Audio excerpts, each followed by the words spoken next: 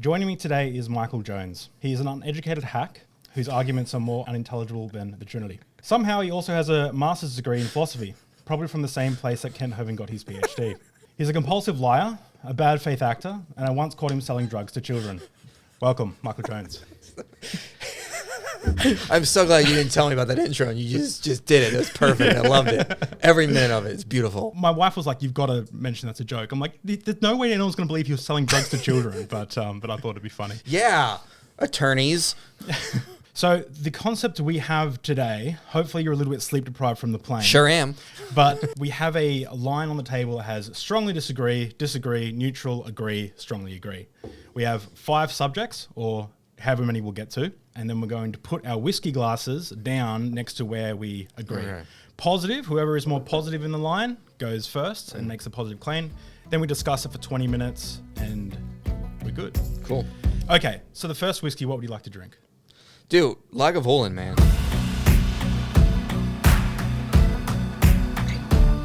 That is the best one out there. That's the one we started with, right? Mm-hmm. I'll let you pour your own because tell me how much you'd like. Well, it's freaking, 10 in the morning? You want to do whiskey? It's insane. Yeah. Well, this is what I do. This is the experience that I get that no one else actually gets to experience.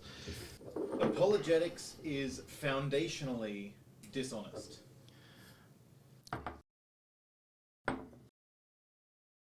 Okay, you're neutral on that.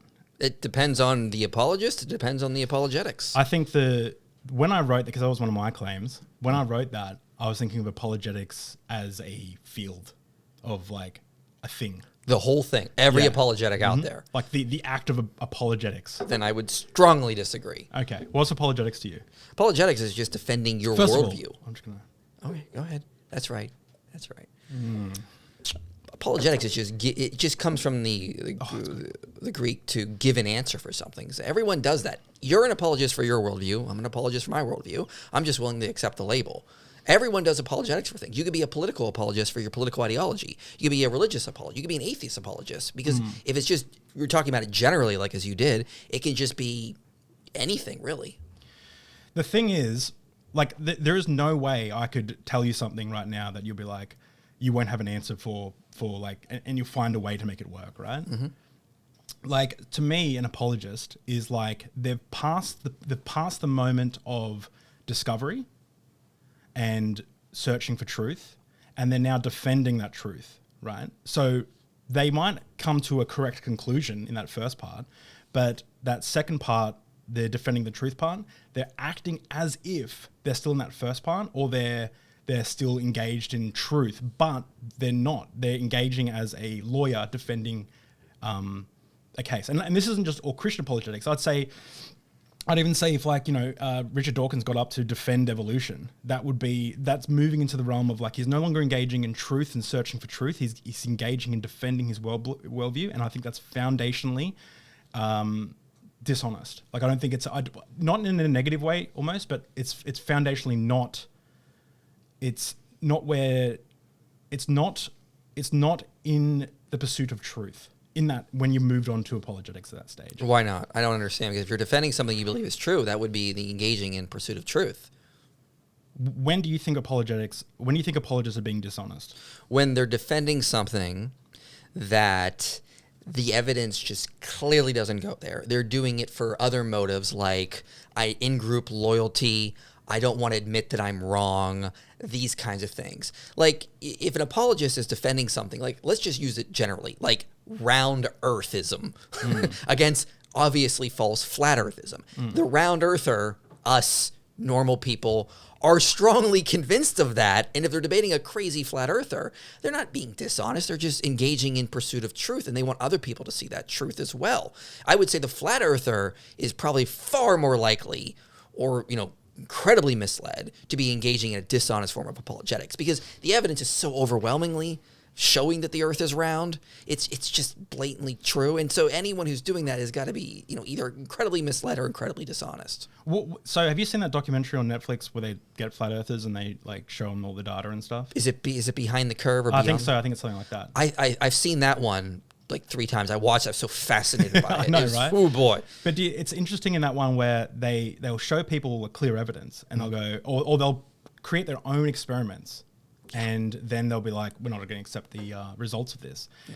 Now, to me, what would you say that? To me, that's apologetics. To me, that's like, we have an answer and we're going to work backwards to find the results for that. Yeah, that's a dishonest form of apologetics. Okay. Yeah, absolutely. So we both agree that's dishonest. Like that's the way dishonest. So wouldn't you say that someone who goes, I believe in the resurrection of Jesus. Mm-hmm. Okay. So I know that you're confident in the claim that Jesus was resurrected, right? Mm-hmm.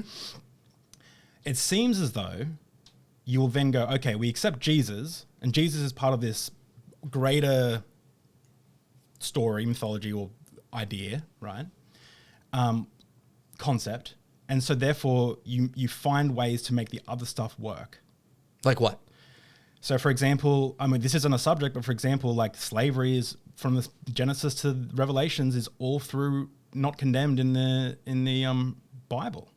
But you'll say Christians don't support slavery, right?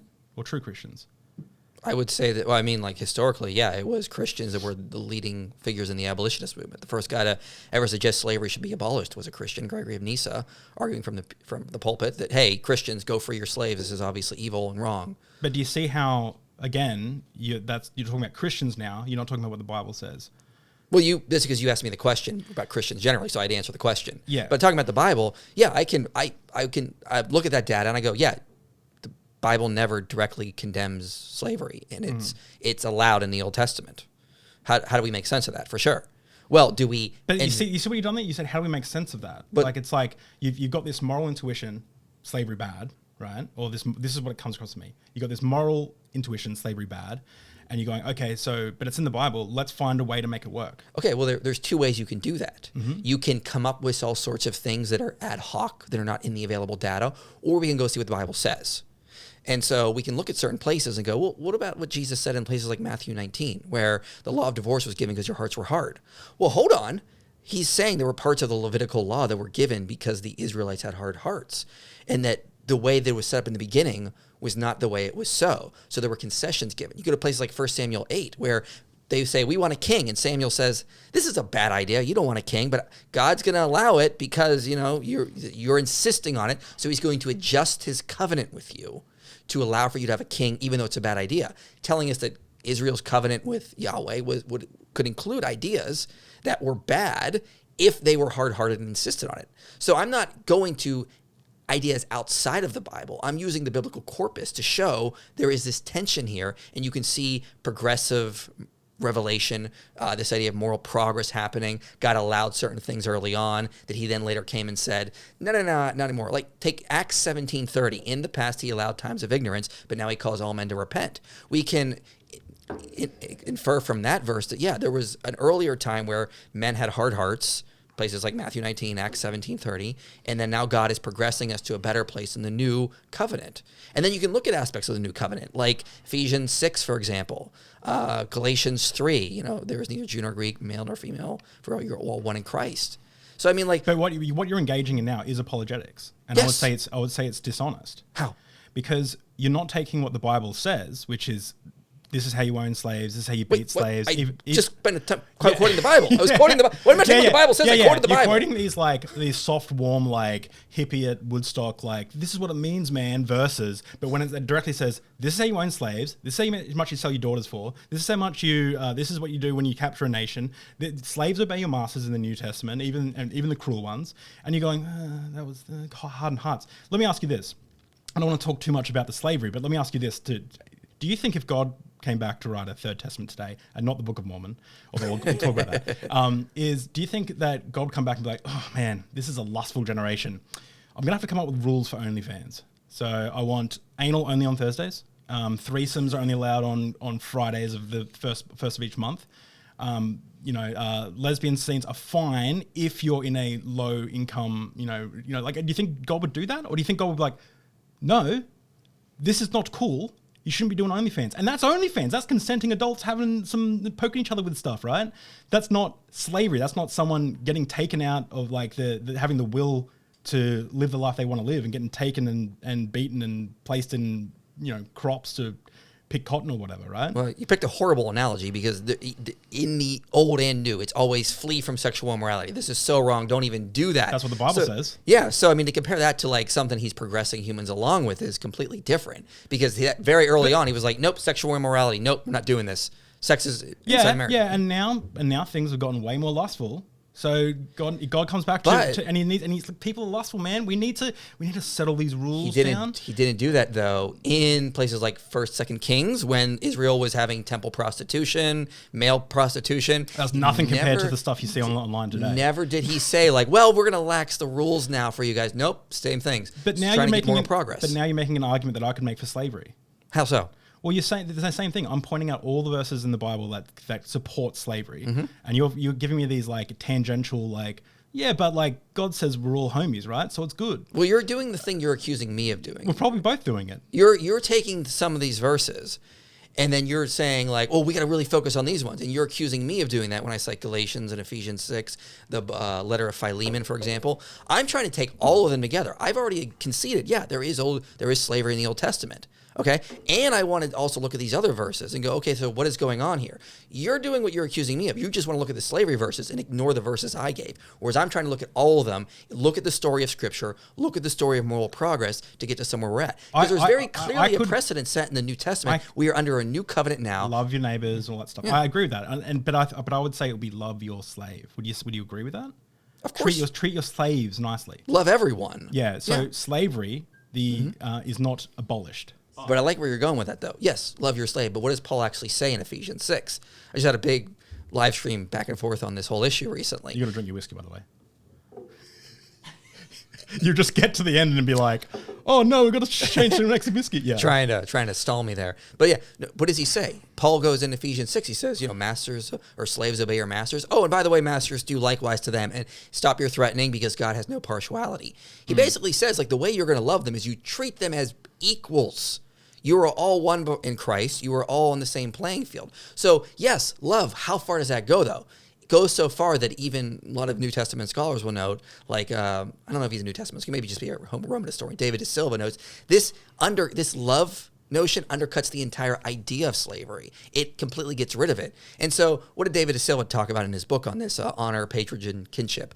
He says if Paul would have wrote a letter to like the Ephesians or the Colossians, hey guys, abolish slavery, should be wrong. These were public letters. They were read out loud. The Romans would have interpreted that as a slave revolt and people would have been killed. Sure. What does Paul do though? He lays down principles that make slavery completely obsolete. And that actually led to the abolition of slavery though. When do you think the abolition of slavery happened? Very recently, starts to pick up momentum in the late 1600s, then late 1700s, and then really comes to fruition. Aren't there still slaves today? 1800s. Yeah, around the world, yeah. Okay. I'm talking about the Western world. Okay, the Western world. Okay, yeah. So 1600s, yeah? How long do you think it would take for God to abolish slavery? As long as what do you mean? Well, if God said no more slavery, how long do you think it would take? A long time. He told the Israelites back in Exodus. God killed someone for lying to the Holy Spirit. Let me finish. He told them back in Exodus, don't worship idols. They didn't get that for generations. They couldn't even get that down. And it took them generations just to get the idea, hey, idols are bad. And you think he could have given them this excellent, perfect moral law early on. And they'd been like, yeah, great idea, God. No, they were having a hard enough time with the laws he did give them or the rules he did get set up. I think I've proven my point with apologetics being dishonest. Because I think what you're doing now is you're engaging in, and I say this with love and respect, of course.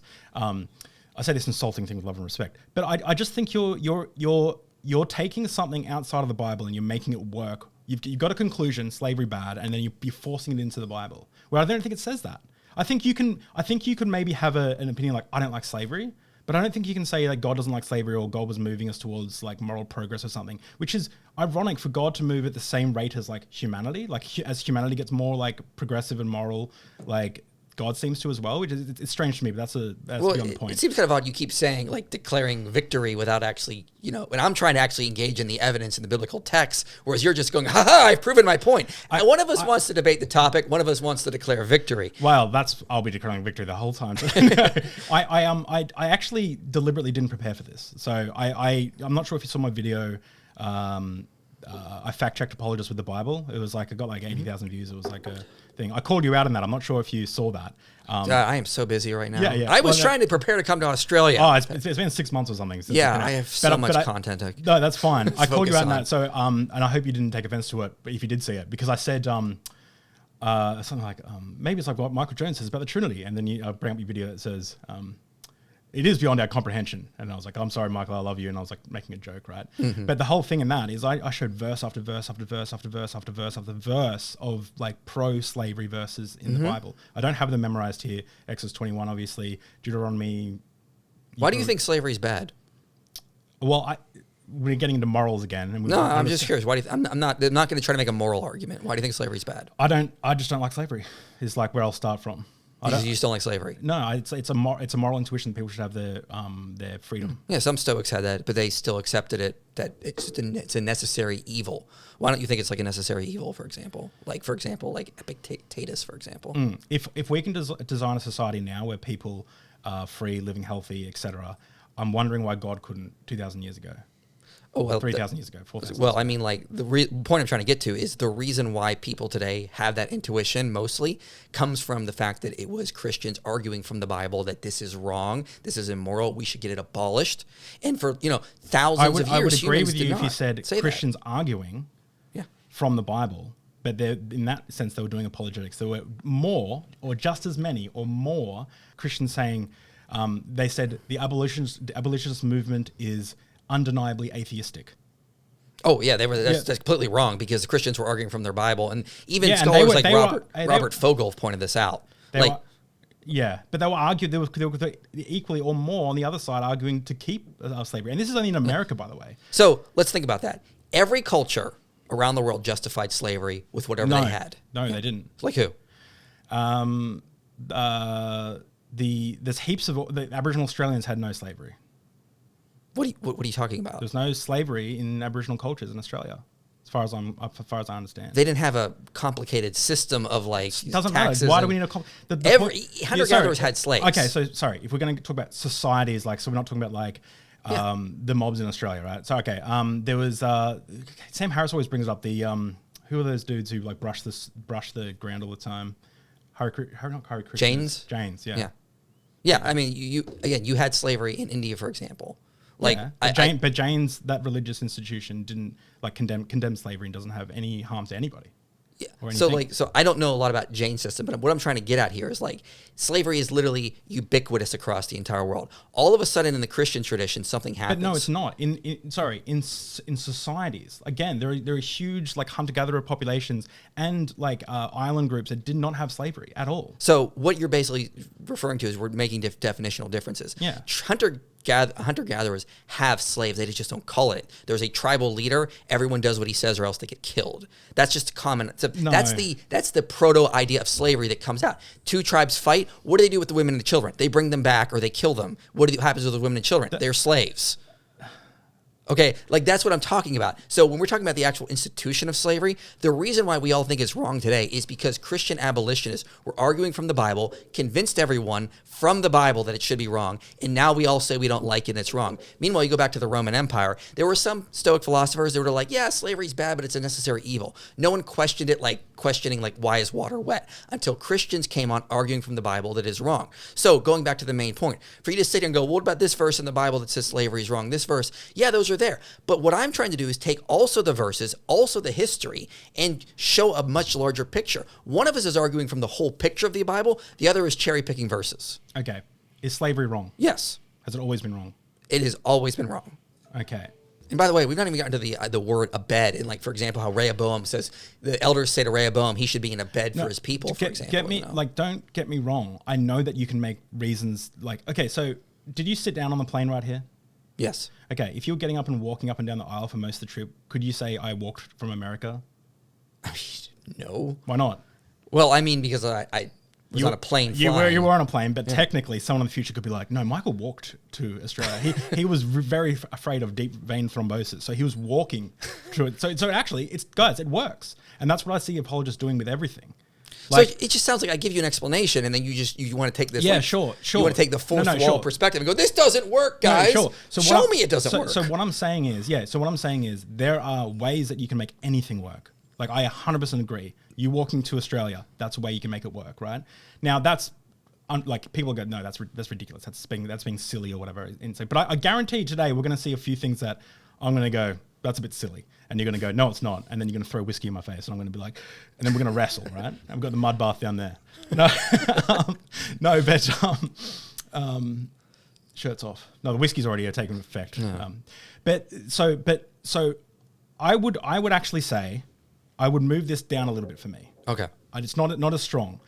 I came in. There's a feisty claim that I have. I guess rooted out of my frustration with apologetics, because it seems as though apologetics gets in the way of a good conversation. Now you're gonna not like this, but Dan McClellan, right? Your best friend. I love Dan McClellan. I know that you blocked him on all social platforms. Sure. No. And you sent a targeted harassment campaign his way, so we had to block you. No, I'm just half the stuff I'm saying here I'm making up. But so Dan will do something like he'll go, yeah, slavery's in the Bible, and it's kind of that's not good, right? And I think that seems way more honest. Or he'll go like, yeah, this part of the Bible is kind of tricky for us to. But he calls himself a Christian, he calls himself a Mormon. But he still goes, this is what the data says. I have to go with what it says, and that to me seems way more honest.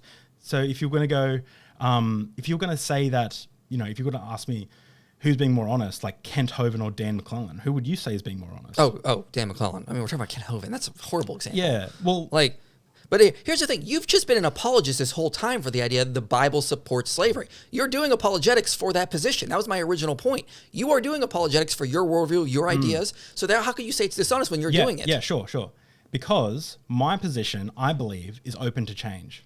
So is mine. No, okay, but what I find is, so you know how you always say, I don't want to say always, but you sometimes say that everyone has biases. Yes. I disagree. I think everyone does have biases, but... I disagree, but you're right. Okay, good. I think... I'll drink to that. No, I think everyone does have biases, but I think there is a difference between explicit and implicit biases. So for example, I have implicit biases, heaps of implicit biases. My wife is the most beautiful lady in the world. Like my son. You're the most beautiful lady in the world. My son is the coolest dude ever, right? They're my biases or whatever. Like people have those biases, and that's the biases I think where we can both agree on it exist.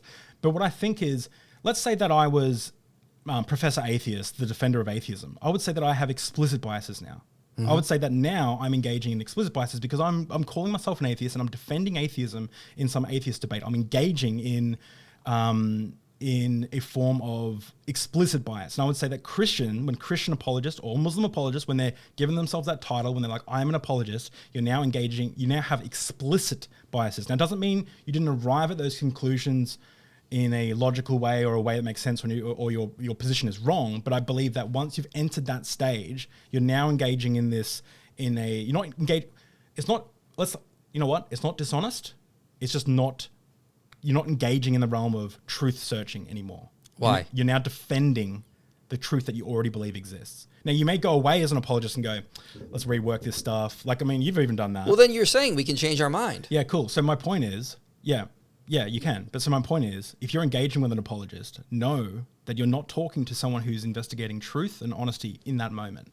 That moment. Yeah, I would say. So let's bring me back even closer down to just above neutral.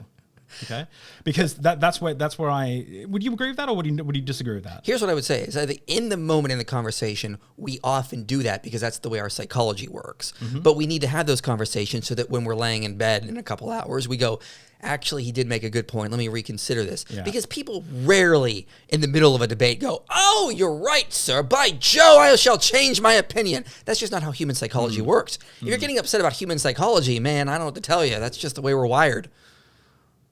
Why did God wire us that way? What? Why did God wire us that way? Sorry, this whiskey's already... Because we can have great, fun, fiery conversations. Yeah, that's true. And then we can, it's like having a good bar brawl fight and then having a beer after. Okay. Those are the fun days. That's good. Well, I enjoy that conversation. Look, you moved me a little bit down. Are you still at strongly disagree? Yeah. Well, again, I'll go back to neutral, okay, depending on the apologist and the apologetics. Okay, hang on. Let me do a test for you. Kent Hovind is foundationally dishonest. Michael Jones is foundationally dishonest.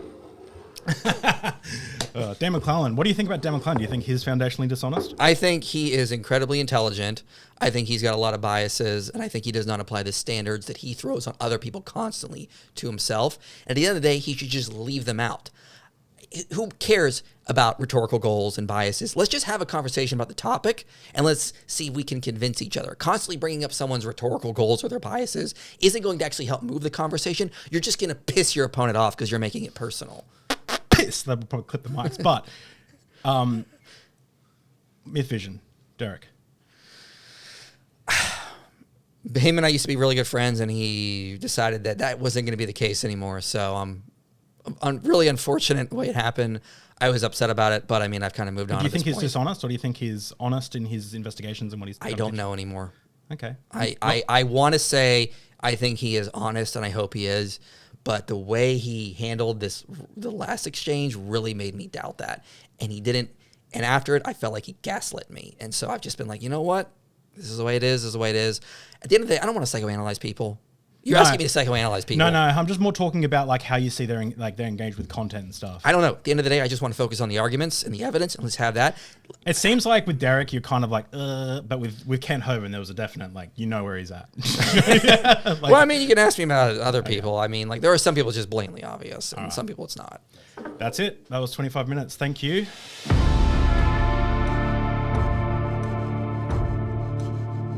So this is Lark. This is my brother-in-law's favorite whiskey. He was a bit upset that I'm probably taking most of the last bit of it. It's Lark. Lark. It's a Tasmanian First classic cask single malt whiskey. Okay. Tasmania. Ooh, I've never had Tasmanian. You got water in there? I always put water in my whiskey, like a gentleman. You know, I don't think you meant to have that much. Maybe take a sip of that because it's a little bit of. You meant to have a couple drops. That's good. Why'd I pour? All right, let's have a look. I see what you're doing here. Oh, don't. Oh, you're gonna ruin Listen, it. I know how to do whiskey. You mix the water and it releases the oils. You get whole new flavors. Depending on the wood they used, it might not be an oily whiskey.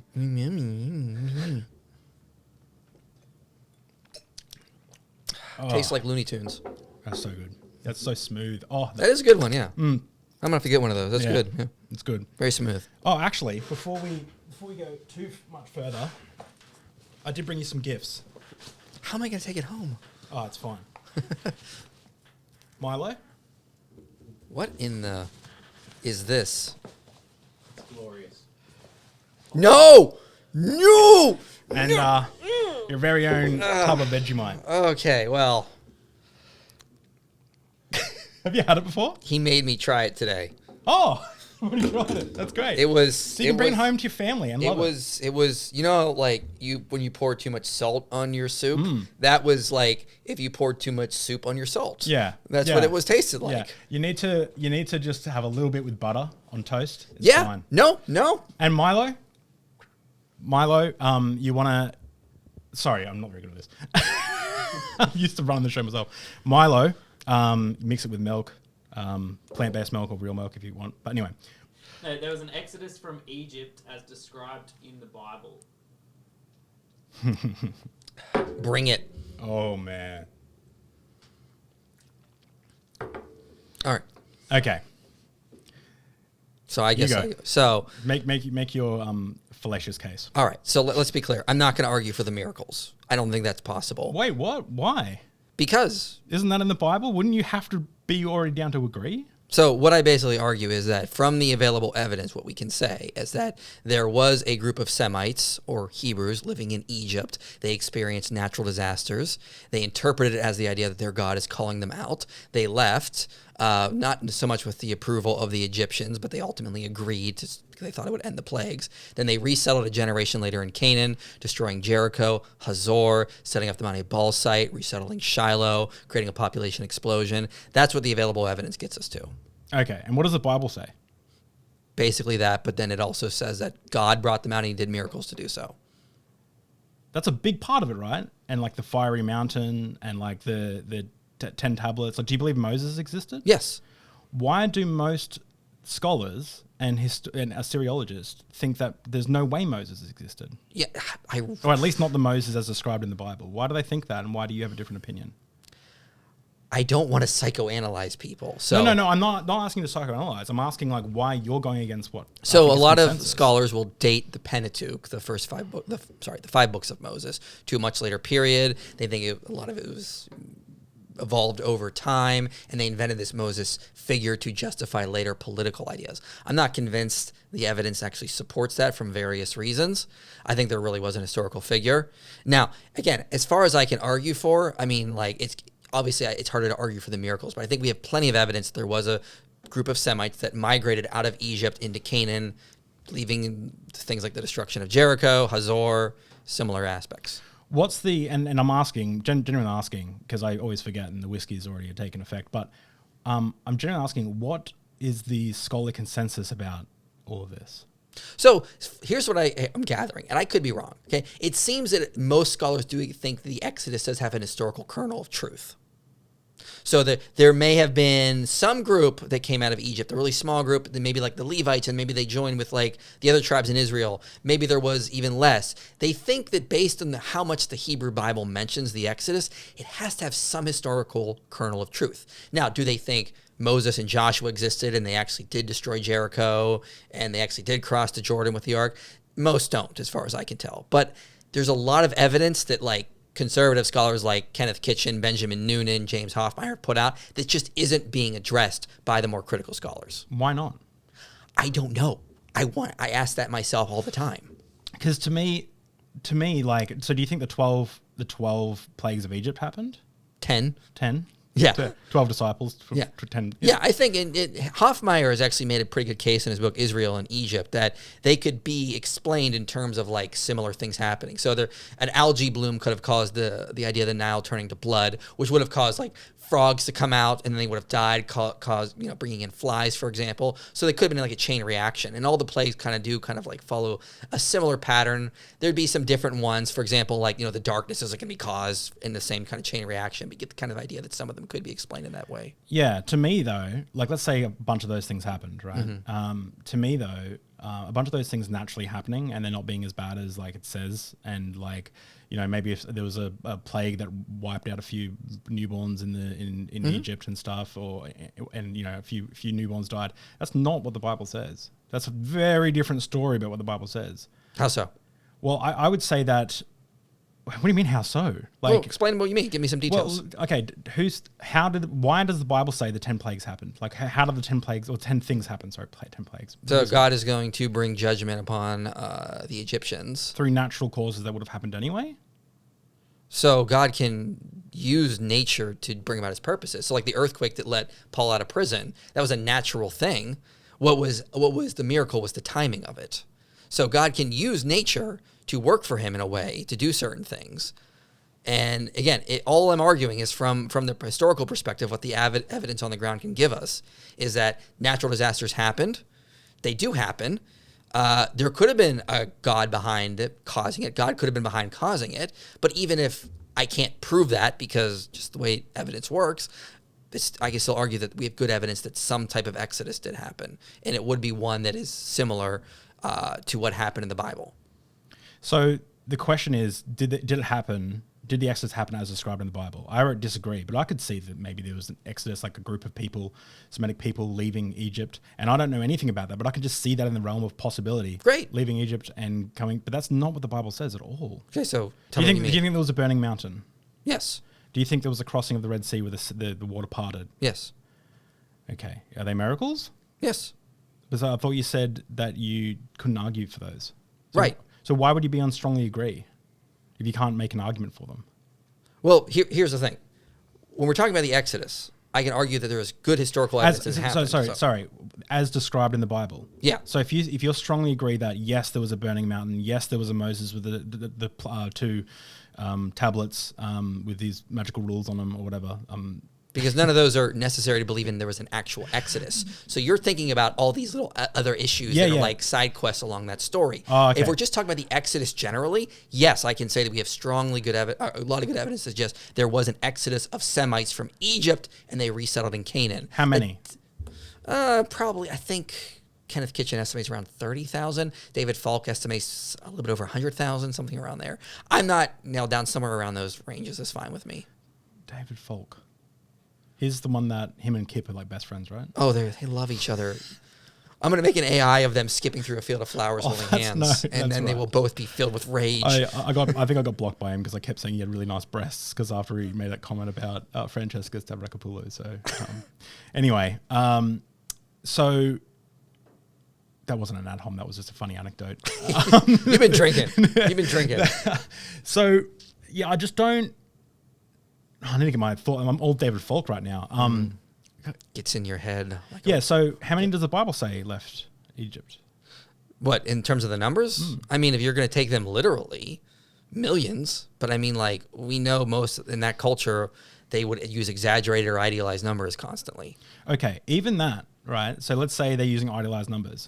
The English says 6 million or 4 million or 2 million, right? Millions. Okay. That surely you can't be on strongly agree then. Because it didn't there wasn't millions. You have to read the context, know the context, and go, okay, our English there should be an English translation that says a few thousand Semitic people left, and some cool stuff happened, but we're going to say millions. That's what the English translation should say. If the original Hebrew is giving us clues that we don't have in the English, you know what I mean? Like you're translating the English so people understand the story. So what we're doing here is, I believe you're taking the culture and interpreting it through your modern cultural lenses. If we interpret the Bible in its cultural lenses, we would take those numbers symbolically or exaggerated. So I'm trying to read the Bible in its culture to understand what they meant by these things. So if I told you I saw a car flying down the road, and you said, how could you believe in flying cars? Well, you understand I'm using idiomatic language there. So why? And we understand in our culture that's what that would mean. The Bible should be read in the culture that it gave us. So if you're translating the car flying down the road into German, you wouldn't say the car flying down the road. You'd say a car was driving very fast. Yes. So why do the English translators say millions of people left Egypt? Because it'd be hard to translate that cultural idea into the text when you're just trying to get that word means this word means that. Are there any translations of the Bible, even the crazy like Jehovah's Witness, Mormon Not that versions, I'm aware, no. that have thousands? No, not that I'm aware. However, I'll remind people something Michael Heiser said, is that often translators have to make compromises with the culture. So when, for example, take the NIV. When it translated John 3:16 as, for God so loved the world, he gave his one and only son instead of begotten, there was a conniption fit in the culture. How could they change begotten to one and only? I mean, a lot of translators will say that, Genesis 1:1 should really be translated as In our beginning. Yeah, not even that, but when God began to create.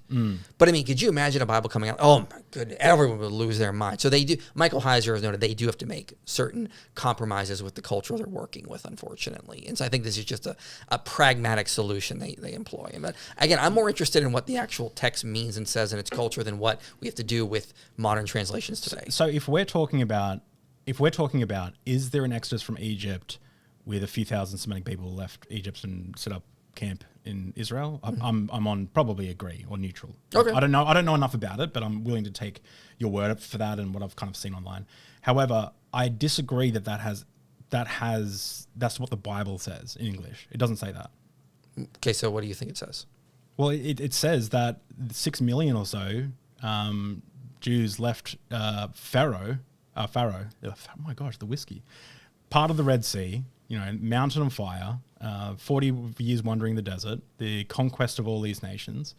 All that whole story is dripping, like just soaked in like mythology and heroic like language. Like it's like dripping in it. Like you can't get away from it. So first of all, it doesn't say Jews; it says Hebrews because that term really wasn't in use at that point. It also doesn't say they conquered all the nations. It says they. So every time you do your little apologetic stuff, I'm going to look at the camera and go. So, and then we can. I'm just trying to tell you what the Bible says. Yeah, man. yeah. If you want me to be if you want to call that cool. apologetics, I'm sorry for going to the facts. But why is someone like Dan McClellan? I'm going to bring him up because I know that he'll get clips out of this, that you'll get clips out of this, and then everyone will hate each other. You just want us to fight. Let's be honest. I'm not mentioning him. You're the one who keeps bringing this up. What bias does Dan have? All the scholars have that you don't have. I don't know. I can't read their psychological inner thoughts. Ask God. Ask him why. Why do they got a bias? He wants us to work together, not him spoon feed us everything. So at the end of the day, I'm just going to focus on the data here. And if we're talking about, here's the thing. I think we're on different pages here. Okay. Definitely. When I'm talking about the Exodus, I'm just talking about the general Exodus. There was a group of people, Egypt, moved into Canaan. They had a conquest. Okay. Of certain. Okay, you're saying, well, what about this side issue, this side issue, this side issue? The question wasn't, was there an exodus of 6 million people? Was there an exodus that also went to a mountain of fire? Was there an exodus as described in the Bible? And as it is described, yeah, there are side things that happen. But if you were going to ask me, let's say, as the one stele describes Tutmosis III raiding and pillaging Canaan, do you think that happened? I'd go, yeah, I think that happened, even though I don't believe that there was any gods involved, that Amun-Ra came to him and talked to him, that kind of stuff. I mean, like, I can still say, yeah, I think that actually happened as it's described, even though I might be a little skeptical of some of the miracle aspects. Yeah, okay, I think this is a disconnect, because have you played Oblivion or Skyrim? No, I'm an adult. Okay. Well, Oblivion just got remastered, right? Okay, and, I don't have time. I have books to read, yeah, sir. There's books in the game on the mythology of wow, nerds. But the side, if you play those games, you know that the side quests are the main part of the game. The main quest is not really that big of a deal. That's a silly joke, but my point is that yes, you're right. Maybe we're looking at it differently. Let's rephrase the question, and I'll see how much you agree. Are we going to move our whiskey glasses then? Yeah. Okay. Let's rephrase the question.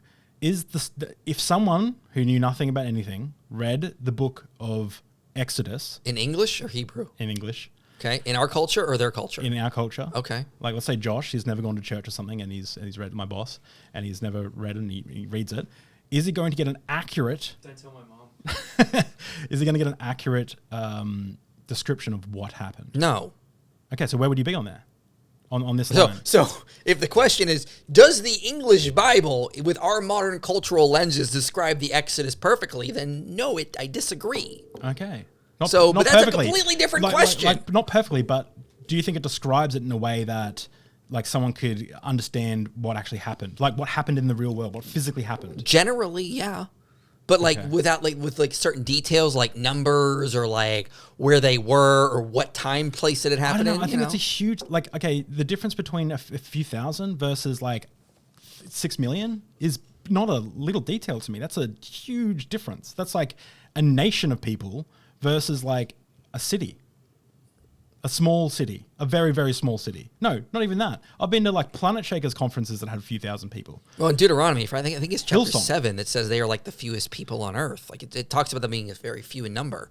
So you have that contention there. And again, if we just look at the numbers and their cultural understanding, it all just starts to make sense. Like, for example, Herodotus talks about like these exaggerated large numbers, and we're like, wait a minute, that's not right. Yeah. But that's what they did in that culture. They would do that kind of stuff. They talk about the Library of Alexandria having, hundreds of thousands of books. No, it didn't.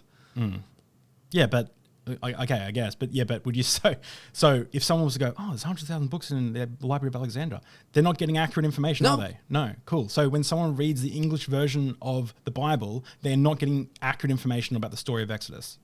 On certain details, yes. No, But you're no, like the whole story. You're extrapolating from some issues and then talking about the whole general picture. From what I understand, most scholars say there might be a guy called Moses, right? Most scholars or Assyriologists, like, just insert whatever, like, specialty field works with, did Moses exist, right? They'll go, yeah, maybe Moses maybe existed, but he probably wasn't, like, this, like, Herculean, like, 2-tablet Egyptian, like, born Hebrew.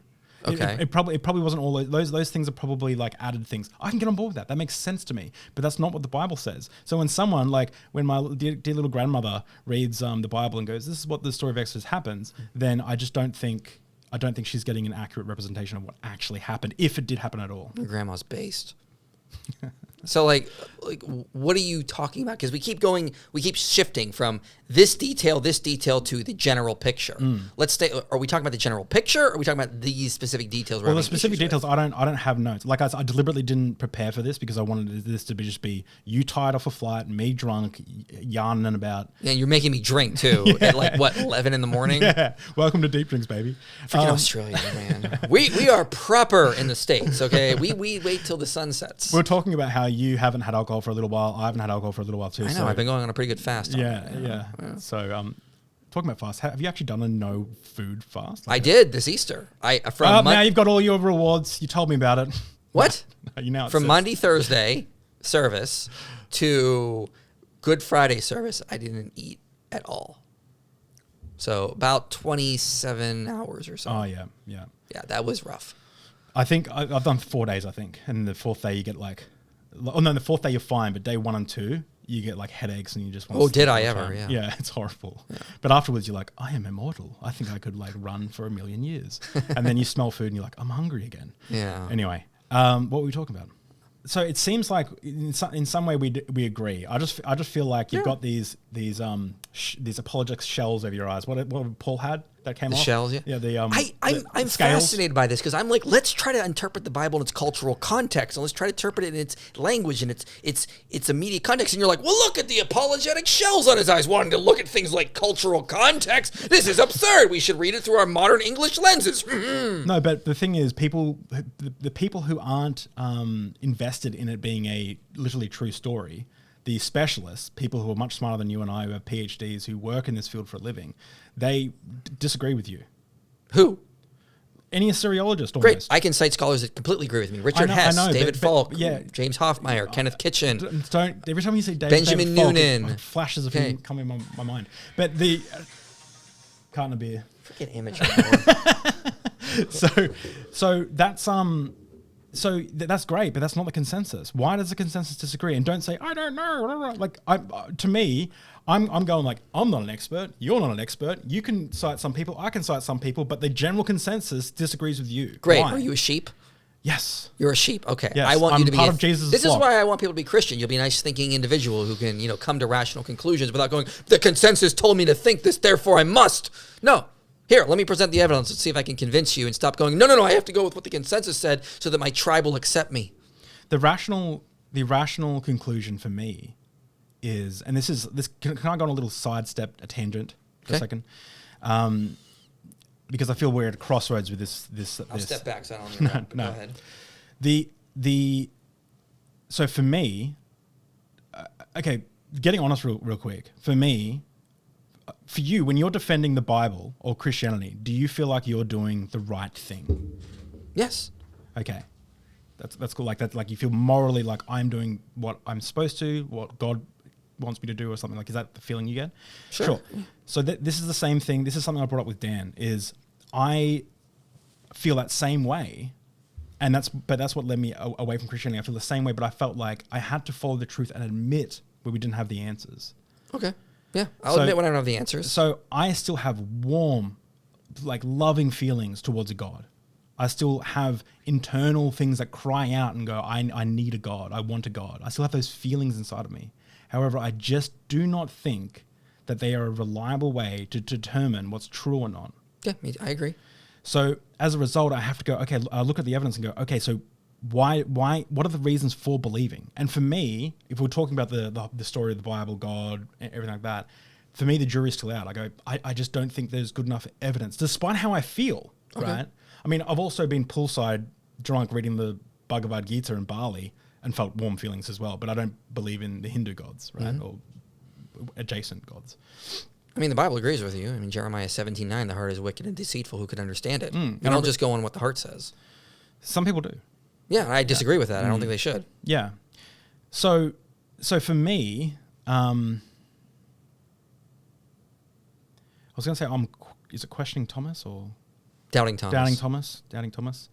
I'm like doubting Thomas, but I don't want to just feel the holes in his side because I'm like, that could be, I'm like, how do we really know? Like I'm trying to, and I believe being truthful and honest about what we do and we don't know is irrelevant to how I feel.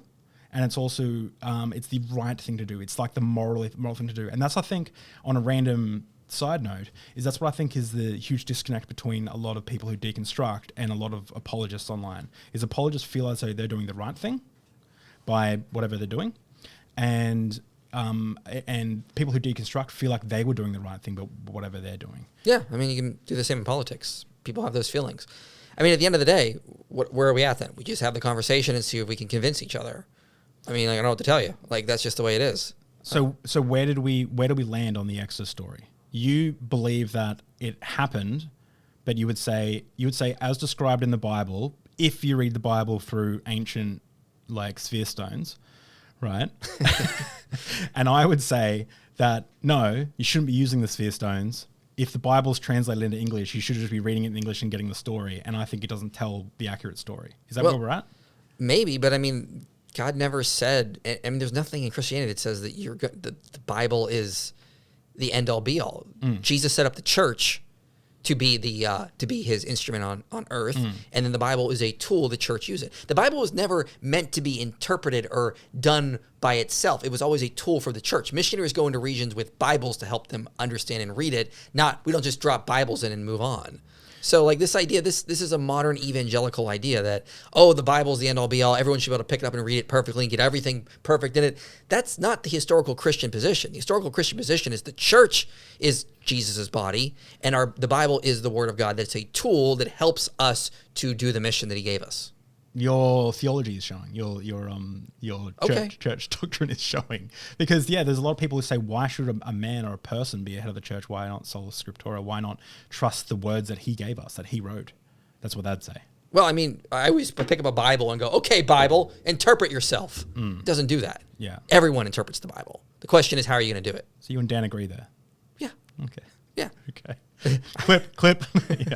Yeah. The difference I would say is that when we are interpreting the Bible, there is objective truth there that we can discover, and there is a most likely explanation. There is going to be an explanation that is going to have the most explanatory scope, explanatory power. It's going to be the least ad hoc. It's going to be the most plausible, and then that is going to be the best way to understand what the original authors were intent. I don't think we're off in La La Land, completely just behind an unimpenetrable wall of interpretation. I think interpretation can help us get to the actual truth, but everyone has to interpret. The question is, how valuable is it? I think it can be incredibly valuable in determining what the original authors meant and said.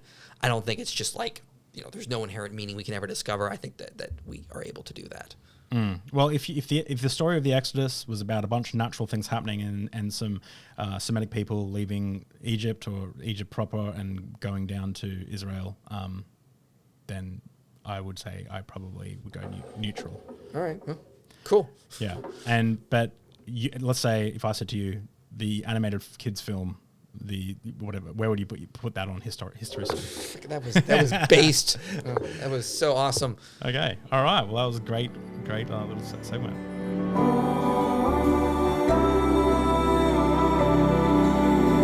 We'll go with La Freud. La Freud. So Dennis R. MacDonald said we get this one because we're Never mind that. No. Because we're both McDonald's. What do you think of Dennis R. MacDonald? I think he seems like a swell guy with some pretty weird ideas that do not work. We just did some streams, and yes, we were mocking his ideas, but we decided to do it to get a point across that you can take anything, the Civil War, Greek historians, and you can show how they're just mythology imitating Homer. Yeah, so would you say Dennis is like doing some form of apologetics? Yeah, everyone is. Half the stuff I say is just to get a reaction out of you. It's like not even. It's adorable. Okay, let's talk about Lefroy. First of all, this is the best way I like to describe Lefroy to someone who hasn't had Lefroy. It's like kissing a cigar-smoking walrus. What do you think?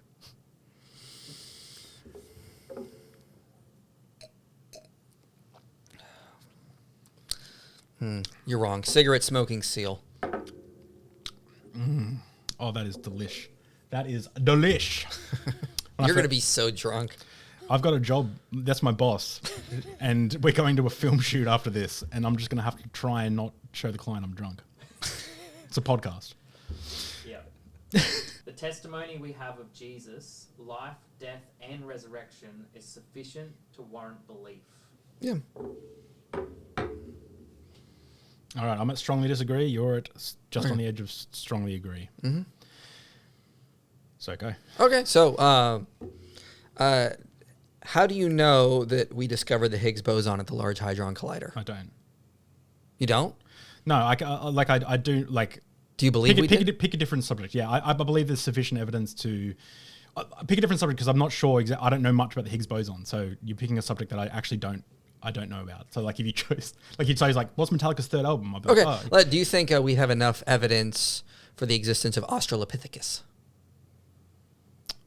I'm not sure, but I trust the scientists who make that claim. Yeah, I would trust them. Yeah, tentatively trust. Yeah. How? Why? Because I'm not well researched enough in that area. But you trust their testimony. My testimony. You trust their testimony. Tentatively, yes. Like I would, if you were to ask me, I'd probably go towards more like on the higher side of neutral. Okay, so testimony is sufficient for warranting belief. In things. Warranting belief. Yeah. It's Okay. Sometimes it depends. Like if you told me that you saw some aliens and they abducted you and they gave you that cool mustache, then I would be like, okay. Yeah, you would need I good would evidence need to trust testimony. sure, Yeah, absolutely. Yeah. So if you told me, again, we might get into this, but if you told me that there was a guy named Jesus who was crucified, I'd be like, oh, well, okay, I'll probably. So agree. testimony is warranted, is useful and warranted for justifying beliefs at times, right? Justifying beliefs. Yes, I would. Yes, tentatively, Okay. yes. So then it just comes down to the idea of testimony. So, for example, if you saw some reputable sources you trust saying that they discovered the Higgs boson at the Large Hadron Collider, you're going to be like, okay, great. But if a guy in an alleyway was like, they discovered the Higgs boson, you're going to be like, I want to check this out. So it's the type of testimony. Depends if it was like Lawrence Krauss in the alleyway or not. But yeah. Yeah. There you go. There's another thing. So it depends on the type of testimony. But for me, that's not something like that's tentative. Like tentatively, yeah, okay, I would say that. Yeah, I'm gonna trust what you say. But it's not something that like I wouldn't be like I strongly agree or whatever. Like I would be. Okay. Yeah, I'd be. That's fine. I'd be able to agree maybe. Yeah. Great. Then I think we agree. Testimony is sufficient for warning beliefs. Yeah, but the testimony of Jesus' life, death, and resurrection is not sufficient, I think, for warranting the belief in those claims. Okay, so why? Okay. Do we have sufficient... sorry, I'll just ask the question. And you're like, no, we don't. I'm like, oh, I won. Ding, ding, ding. No, so do we have testimony? Do we have first-hand testimony of Jesus' life, death, and resurrection? Yes. Who? Matthew, John. As far as I understand, those are anonymous gospels. We don't have names associated with those gospels, right? Says who? Says the consensus of scholarship. Interesting. You're trusting the testimony of the consensus of scholars. That's interesting. Tentatively. Yeah, tentatively. Yeah. Okay. So who in the first 300 years of Christianity said those gospels were anonymous? I don't know. No one did. They all said it was Matthew, Mark, Luke, and John when they were talking about them. No one ever Okay, said... in the first 300 years, when was the first time they were referred to as Matthew, Mark, Luke, and John? The first one was Irenaeus, who said Matthew, Mark, Luke, and John. And when was he born? So, hold on, I'm not finished. Papias did talk about Matthew and Luke being gospel authors, for example. Being gospel authors, but the books, specifically those books that we have for Matthew, Mark, Luke, and John, when were they first called Matthew, Mark, Luke, and John? Do we know historically? So Irenaeus is where the creed point is. date? So around 180 to 200. So how many generations after Jesus' life? I don't know. Depends on how many martyrs died. So like couple, 6? Yeah. Maybe. I don't know. Well, 4 or 5. So it's a long time. Okay. That's like your great-great-great-grandfather. Right. And then you go, yeah, this was written by him. how do you know Plutarch wrote the lives attributed to him? I don't know who Plutarch is. Okay, well, the only reason we know Choose subjects that I understand. Like is I know. because all of all of the manuscripts of Plutarch say Plutarch wrote these. Yeah, and they are long after our earliest manuscripts of the Gospels, which all say Matthew, Mark, Luke, and John. No other names are ever put on those Gospels. So you're making the claim that 2 of the Gospels were eyewitness accounts. Yes. Okay. And I'm going to just point to consensus again and say consensus greatly disagrees with you, right? Okay, And sheeple. Okay, that's fine. That's fine, Miss Apologist. By the way, Eric needs to stop using my name. I'm the one who came up with Apologist. Now he's calling himself Apologist on your podcast. No, that's my fault. I on StreamYard I can change the names. I changed his name. Yeah, and I made it Apologist. Well, that's my thing. All right, I'm Apologist because my last name's McDonald. No, see, this is we do this thing called the Great Commission where we go around and we reclaim everything for Jesus, and I reclaimed Apologist. So okay, well, that's such a good whiskey. So if testimony, okay, so you think 2 of the 4 Gospels are written by first-hand yes, and I just did a 15-video series arguing that the Gospels are reliable accounts and that Matthew, I did a video titled Mark, an eyewitness account, Matthew, an eyewitness account, Luke, an eyewitness account, John, an eyewitness account. Now I explained in the Mark and the Luke one that they were not eyewitnesses, but they got their information from eyewitnesses. Now, because you have these wacky fringe theories, when do you think the Matthew, Mark, Luke, and John were written? Because I know consensus, but what do you know? What do you think? Were they written? I'm so happy you asked me that. When were they written? So, according to, I would say basically we have Mark maybe late 50s, early 60s, Mark late 50s, early 60s, Matthew early to mid 60s, and then Luke early 60s. And then John I would place maybe around 90, 80. So 30 years after, roughly, is the earliest gospel after the facts in which they purport. Yeah.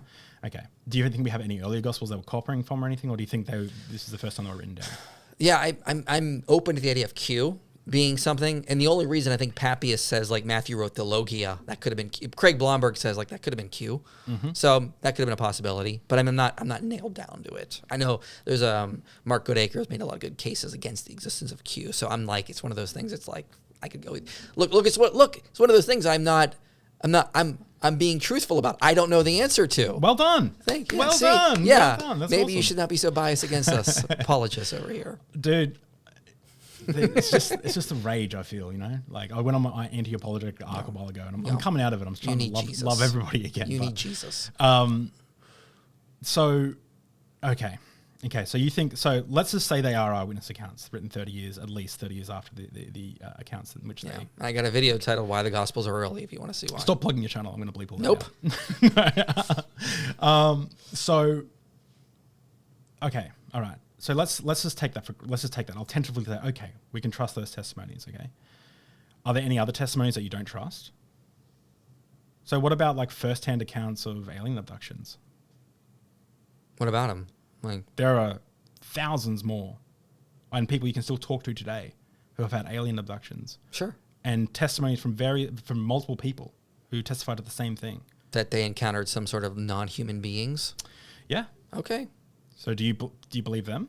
At the end of the day, I could be perfectly fine saying that we have sufficient evidence that they encountered something. Okay. So in terms of what they are, I'm not willing to say because those beings did not tell us directly. People interpreted. But with Jesus, we have him basically saying, I rose from the dead. And he told we his have people disciples. writing that, but we also have these people who tell us about aliens saying these aliens told me they're from Venus's. So this is where we start evaluating testimony based on what we get.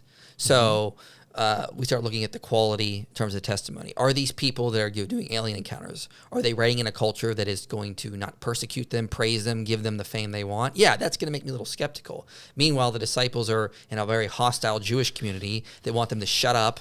They're persecuting them. Paul's letters talks about this. I don't know if you've met any alien abduction people, but like people move away from them on the bus. Like then I'm not saying they have the same plight as the Hebrews, but I'm saying that like if I met someone who was like, "Oh, I was abducted by aliens," I was like, "Cool story. I'm going this way." Like, and like I wouldn't be someone who I want to engage with, but there are a lot of people who do have those experiences. And there's an entire community willing to praise them and help them and get them growing, and they're not being thrown to the lions or being stoned like Stephen, for example. Yeah, I guess so. In some cultures they might be. But all right, okay, let's say you don't accept the aliens, all right? Okay, what about the golden plates for the Book of Mormon? 12 eyewitnesses, some who left the church, who said they saw the plates and never recanted that they saw the plates. Why they leave the church? Because they disagree with Joseph Smith's doctrine. Oh, okay, interesting. But they still believe that they saw the golden plates. Spiritually? No, physically and spiritually. They said they saw them in a vision. Physically and spiritually. There were different accounts. There's 12 accounts. Look, and these are people who are 100 years, 200 years ago. I love when atheists do this because basically you're trying to argue that, look, you believe in this supernatural or this divine event from 2,000 years ago. Let me compare it to these other divine events. At the end of the day, you're just making a great case that atheism or naturalism has to be false because all these divine events are occurring. No. And that just becomes a conversation between me and Mormons. No, I'm asking you, if you say that there is a testimony, right? There's testimony that we can trust that was written 30 years after the fact in a language that Jesus didn't speak. He spoke Greek. You think Jesus spoke Greek? Yes.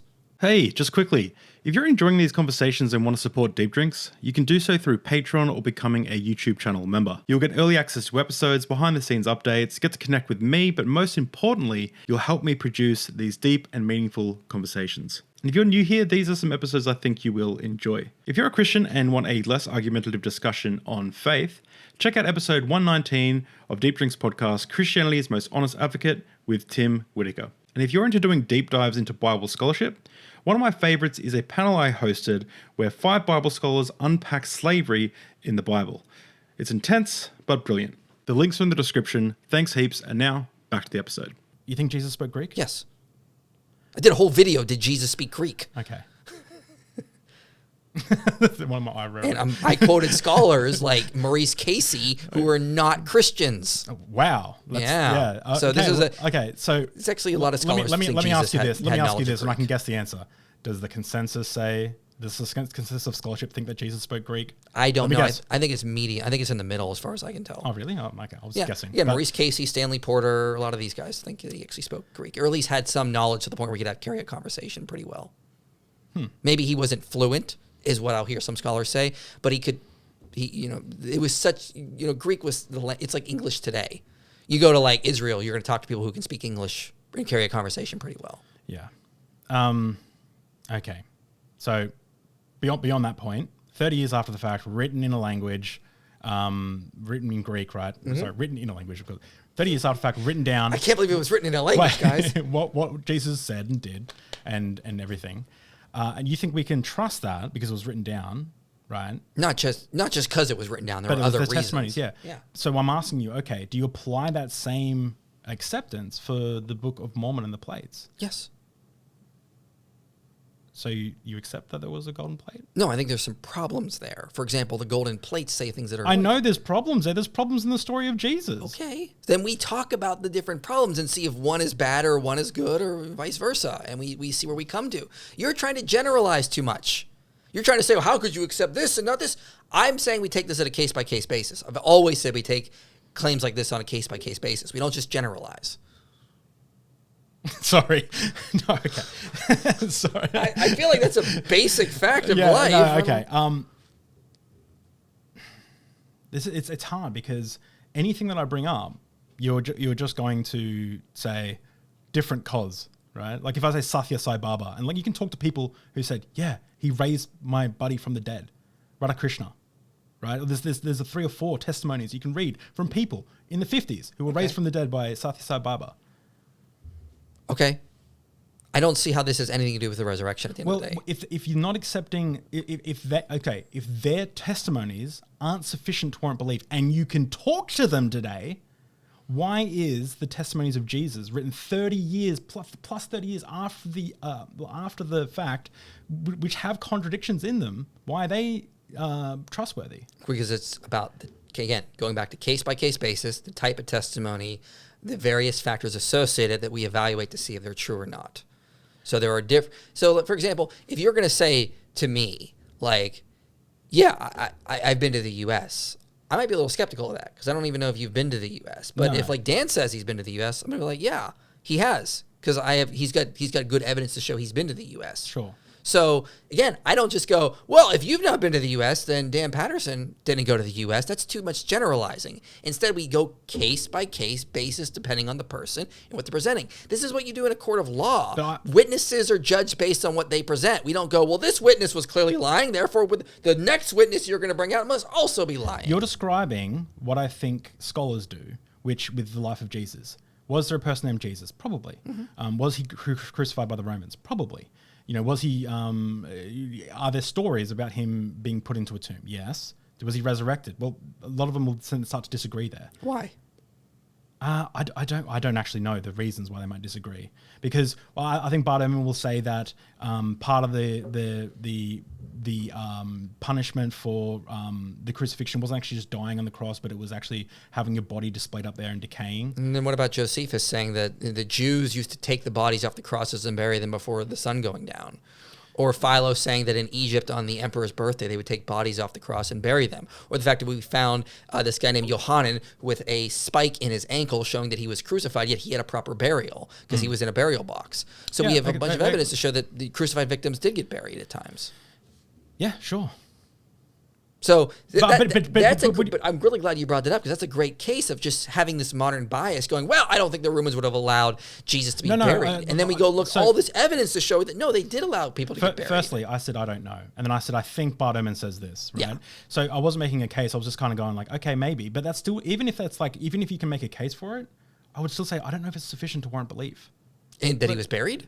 Oh no, that he resurrected. Like, Okay, well, I could, but maybe that he was buried.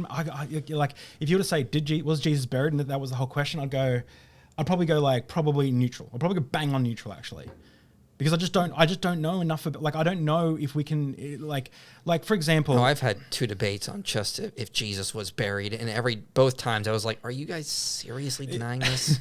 Like, the evidence is overwhelming that he was buried, at least. And I love those debates for one specific reason. You know what it was? Is I'm always told, well, you only believe this because it supports your beliefs. Fine, let's have a debate on something natural, Jesus being buried. And I left both of those debates thinking my opponents were so biased against that. Yeah. Like, it was like, I'm the biased one. Yeah. I have all this evidence and you can't believe Jesus was just buried in a tomb, but I'm the biased one. Yeah. I had a conversation with a Christian on someone's podcast with a Christian and I think it was a Hare Krishna or someone. And they were both arguing with me that I'm wrong. And I was kind of pointing out like, guys, do you realize you both disagree with each other, right? You guys are both telling me that you've got the answer and that I'm wrong, but you guys are both saying, see where I'm at. Okay, this is where I'm at with my belief in did Jesus rise and die, right? It's so complex, but I would say that like there's many facets of it. Some ways it's a beautiful story, some ways it's a disgusting story, etc., etc. If I had a jar, that you know, there's probably from the atheist experience or something, but this is where I first heard it. If I had a jar full of random M&Ms and there was like a big jar, and I was ask you how many M&Ms are in this jar, is it an odd number or an even number? Like, unless you can pour that jar out and count it, you can't actually give an honest answer. You can guess. That's all you can do is guess. You go, oh, I think there's probably even. Or I think this is odd. Or I think there's more yellow than blue or whatever. I'm saying that I don't think we can open the jar and look at it. I think that we don't have sufficient evidence to support the claim that he resurrected, because that is a large, large claim. Because it's going back to Hume, and don't you dare quote that Hume's abject failure, which you did last time. Why? You just did it for me. So there.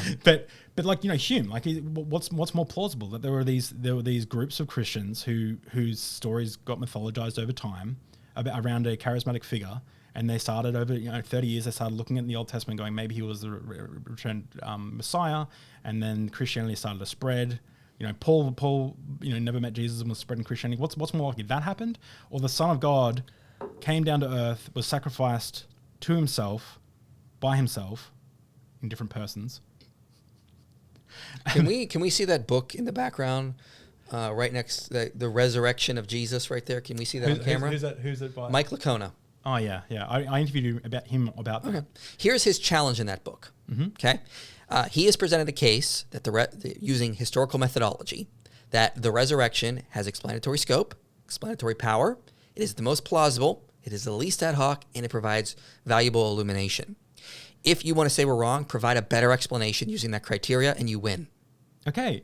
All right. That's great. Yeah. I showed him Paul Enns from Apologetics hypothesis, and he said he gave it a 0 out of zero chance of being like happening. Right. I disagree. I think Paul, again, I'm not educated in this area, but I think Paul's hypothesis could hold some water. All right. Well, why don't we present that one against the resurrection? Go. Well, again, I don't know. There's like 12 steps or something. Like, Paul, make a video on this, buddy. Explain why Michael Licona's story, Michael Licona's hypothesis doesn't work and yours does. Because again, you're going to give us so much material. yeah, to this is work great. with. Let's use heaps of material. Just make sure, I've got scholars right now ready to do more streams on this. So. Yeah, well, invite me on your channel, by the way. I've had you on like 3 times. I need to come on and wrestle with the Christians. Okay, you didn't ask. This is the first time you've asked. I didn't know how to ask. People. Yes. Okay. You know how many people are asking to get on my channel right now? I don't know, like 2 million. Yeah, I get a lot of people. I get. Do you ever get people that are like, "I am the night owl from Jupiter who's come from a message and needs to tell you that I need to come on your channel and tell you of the Lord of the dark sky." At least once a week. Yes, at least once a week. Well, actually, funny enough, there's a group of, not to say these are the same people that I just mentioned, but I had people call out from Brisbane has, where we are now, has a religion, an alien religion. They believe that the Hebrew Bible has all got to do with aliens, and they follow this and it's a large group of people, and they follow this alien religion. Great. Let's see if their data is the best. Let's see if their explanation is the best explanation of the data, or the resurrection hypothesis. So, with the resurrection hypothesis, what do you think is the next best? If it didn't happen, the resurrection, what do you think best next explains the data? That's a good question. I'd have to think about it. I don't remember, because unlike you, just like you, I didn't have time to go check all the books. No, Mike Licona in his book does present some pretty interesting ones where he compares them with the resurrection hypothesis. He brings up Gerd Ludemans. I think Gerd Ludemans a brilliant scholar, but puts a lot of good, really challenging data that Christians should take into account. Maybe off the cuff, maybe his. You see, okay, Michael Licona, I think, when I brought up Satya Sai Baba, I think he didn't have really, like, he's like, I don't know. Eric Manning, when I bring up Satya Sai Baba, he was like, I don't know. And you're saying, I don't know. So it's like, can someone take Satya Sai Baba or alien visitations seriously? Like, because like, I feel like I bring up like, okay, we have these testimonies from other people that say some pretty hectic stuff that seems to have some sort of explanatory power, but I would say not enough to warrant belief. But if you're saying that it does have explanatory power for the story of Jesus, then I would say, okay, well, why aren't you paying attention to these other things? Like, why can't the Book of Mormon be the third testament of Jesus Christ? I thought that you said, well, we don't have archaeological evidence for, the stories that Joseph Smith says. But when I ask you, well, I've heard people ask you, well, what about the archaeological evidence for Exodus? And you say, well, the desert hasn't been dug up enough. Well, that's not I don't say that at all. I say the opposite. We have a ton of evidence. 5 minutes. But I mean, like, at the end of the day, where does this get us? This gets us to the idea that there's definitely something that is not natural that exists. No. Well, then why are you saying we have all this really good evidence for these other miracle claims? And I'm going, okay, maybe. Listen, at the end of the day, what you're telling Christians is like, there's other miracle claims out there. And we go, yes, there definitely are other miracles that have happened. And some of them may be caused by the wrong side. Okay. So, like, then we need to have a conversation with Mormons or with these proponents of this other prophet or Hindus and see who has a better explanation of the data at the end of the day. Mm-hmm. But that's a conversation I have with them, not with you. Mm-hmm. Sure. Okay. Do you think? So I don't want you to give away. By the way, I know Michael's secret church that he's a part of. But No. we can't say it. But without giving away your doctrines and what church you go to and stuff, because you don't want to talk about that, and that totally makes sense. Is do you believe in speaking in tongues? Do I think it happens today? Yeah, like a lot in the evangelical churches and stuff. I think a lot of the way people use it is not the way the Bible intends for it. Like, I think you should be able to be understood in an actual other language. Okay. Yeah. I've spoken tongues many times. In fact, I Have you, though? Well, don't blaspheme the Holy Spirit. You've got to be careful there, buddy. I don't think that's You're being blasphemy dangerous of the Holy to Spirit Yeah, maybe either. not. But the point is, like, I definitely felt like I was speaking in tongues, and there were times when I spoke in tongues, and it was something that I would physically do. And there are other times when I was like, felt like I was almost in a trance, and the tongues that would come out would be of wildly different articulation. Okay. And I remember being in a Planet Shakers conference. It's kind of like Hillsong, but more jumpy and teeny and a little bit more financial, give us your money kind of stuff. But I remember going down to the front, and there wasn't enough room at this altar. 3,000 people, wasn't enough room around the altar, so people were around the altar, right? And I was on the ground and I was crying and speaking in tongues. I look over a couple of people away. My younger brother was there on his knees as well. First time we'd kind of done that, crying as well. And we had this experience, and my friend said that he goes, messaged me that night. He goes, dude, I saw the angels of God tonight. And I was like, really? And he goes, yeah. And I was like, cool, man. Just thinking like he saw a vision, right? Or he just saw something in the imagination or something. No, next day he said, no, they were floating around the top. Dude's a doctor right now, by the way. He's not a dumb dude. Floating around the top of the auditorium, and as people were praying on the altar, they were anticipating something all night, and then they flew down to the bottom of a cross that appeared on the stage to this my friend, grabbed pools of blood, and were flicking it on the people who were on the ground around the altar. Okay. And you don't think that happened? I don't think that happened. Okay. No, I don't think that happened physically in this. Yeah. Like, sorry, I'll rephrase that. I'm not convinced that was something that actually happened. Okay. Okay. Do you think that actually happened? I wasn't there. Like, no, from my testimony. If you were to take my testimony as like true. No, and your quality of the testimony shows me that I should not take it true. Okay, dude, this is like 15 years ago now, and it was and I'm telling it briefly because we're a couple minutes left. But that testimony, that's something that I experienced, and that's something that that happened, right? But we both derived different conclusions about what that meant. So if you were to just guess, what do you think was happening to my friend? Do you think he made it up, or do you think it was like some sort of strong imagination, or do you think it was like some sort of a meditative hypnotic vision? Like, what do you think? You guys always talk about you don't have to make claims. You can just be agnostic. Why can't I be agnostic about this? Because I don't know. I don't have enough cool. data. Yeah, cool. Yeah, sure. I don't have enough data. That's how I feel about the testimony of the life, death, and resurrection of Jesus. I just think we can't know enough. Great. Read that book. I interviewed him on the podcast. Great. Read his book. Okay. All right. It wasn't out by the time when I first interviewed him. And I would say when it comes to the resurrection, we do have sufficient evidence. May not be for all miracle claims, but some I think we do.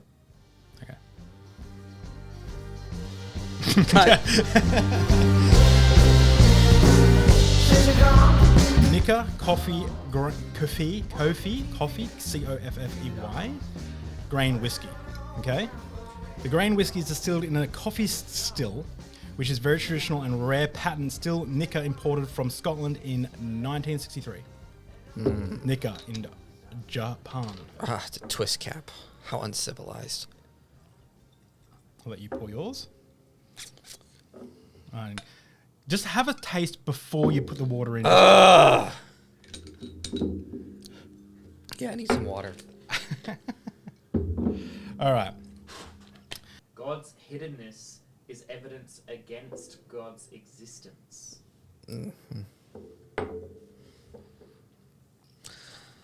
Slightly, but yeah. Yeah. Explain to me how silence is evidence. So this is probably the one I'm least knowledgeable on because I didn't really care about this. This argument was like a pro-atheist argument, and I'm just kind of like, it feels that way anyway. But like, all right. So let me just ask you some questions, and maybe we'll see what we get. Because I know you've got a video on this because I typed in divine hiddenness last night just so I could understand what the argument was, and yours was the first thing that popped up. I chose not to watch it, so let's go. Listen, there are a lot of videos I don't have time to get to. Okay. Does God want to have a relationship with us? Yes. Okay. What's stopping him from just showing up? That's two different things. What's stopping him from having a relationship with us? Nothing. He is. He does have a relationship with us. Does he have a relationship with me? Do you want to have a relationship with him? If he exists. Okay. Well, I should qualify that. If he's a nice person and he exists.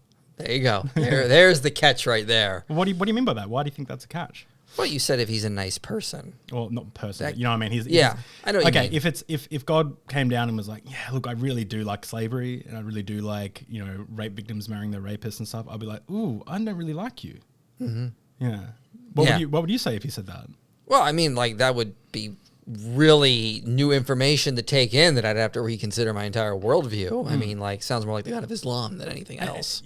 And it's worldview shattering, so it's hard to answer because I don't know how I would actually act. But I'm just kind of qualifying it with like, if there was a God and there was an all loving God and that God wanted a relationship with me, I'd probably want a relationship with that God. Yeah. Okay. I mean, like then it just becomes the question is like how and why. Like there's a lot of stuff going into this. For example, like here's an analogy I always use. Okay, I have followers online. They want a relationship with me. I'd like to have a relationship with them. How have I done that in the past? Email. They email me questions. I answer them. Great relationship. Then I noticed some things were happening. They started treating me like ChatGPT before ChatGPT existed. Yeah. Oh, I got another problem. Let me go to Jones. He'll solve it. Oh, I got another problem. They weren't becoming critical thinkers. And I would wake up and I'd have 60 emails to go through. And then one day I just answered them. I spent my whole day doing that. Next day I woke up, most of them had emailed me again with entirely different questions. And there was a whole new set of people who emailed me with questions. And finally I just realized I can't be this person. I'm not helping them. These are sinful people that ultimately resort to selfishness, and they're just using me for whatever they want. They're not becoming critical thinkers. I had to become hidden per se in hopes they would actually develop better characters, become the people they should be, become critical thinkers, so that maybe in the future I could have a better, less selfish kind of relationship with them. Now apply that kind of same reasoning to God.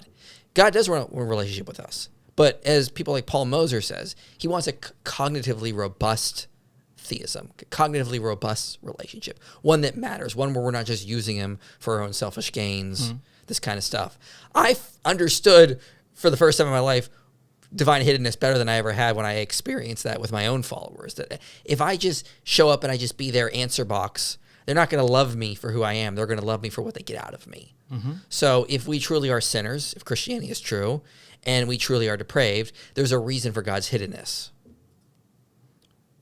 And that reason is? The fact that we will not treat him the way that he should be treated to have a good, loving, in the sense of agape relationship. We need to be sanctified or grow as people before we can have that kind of relationship.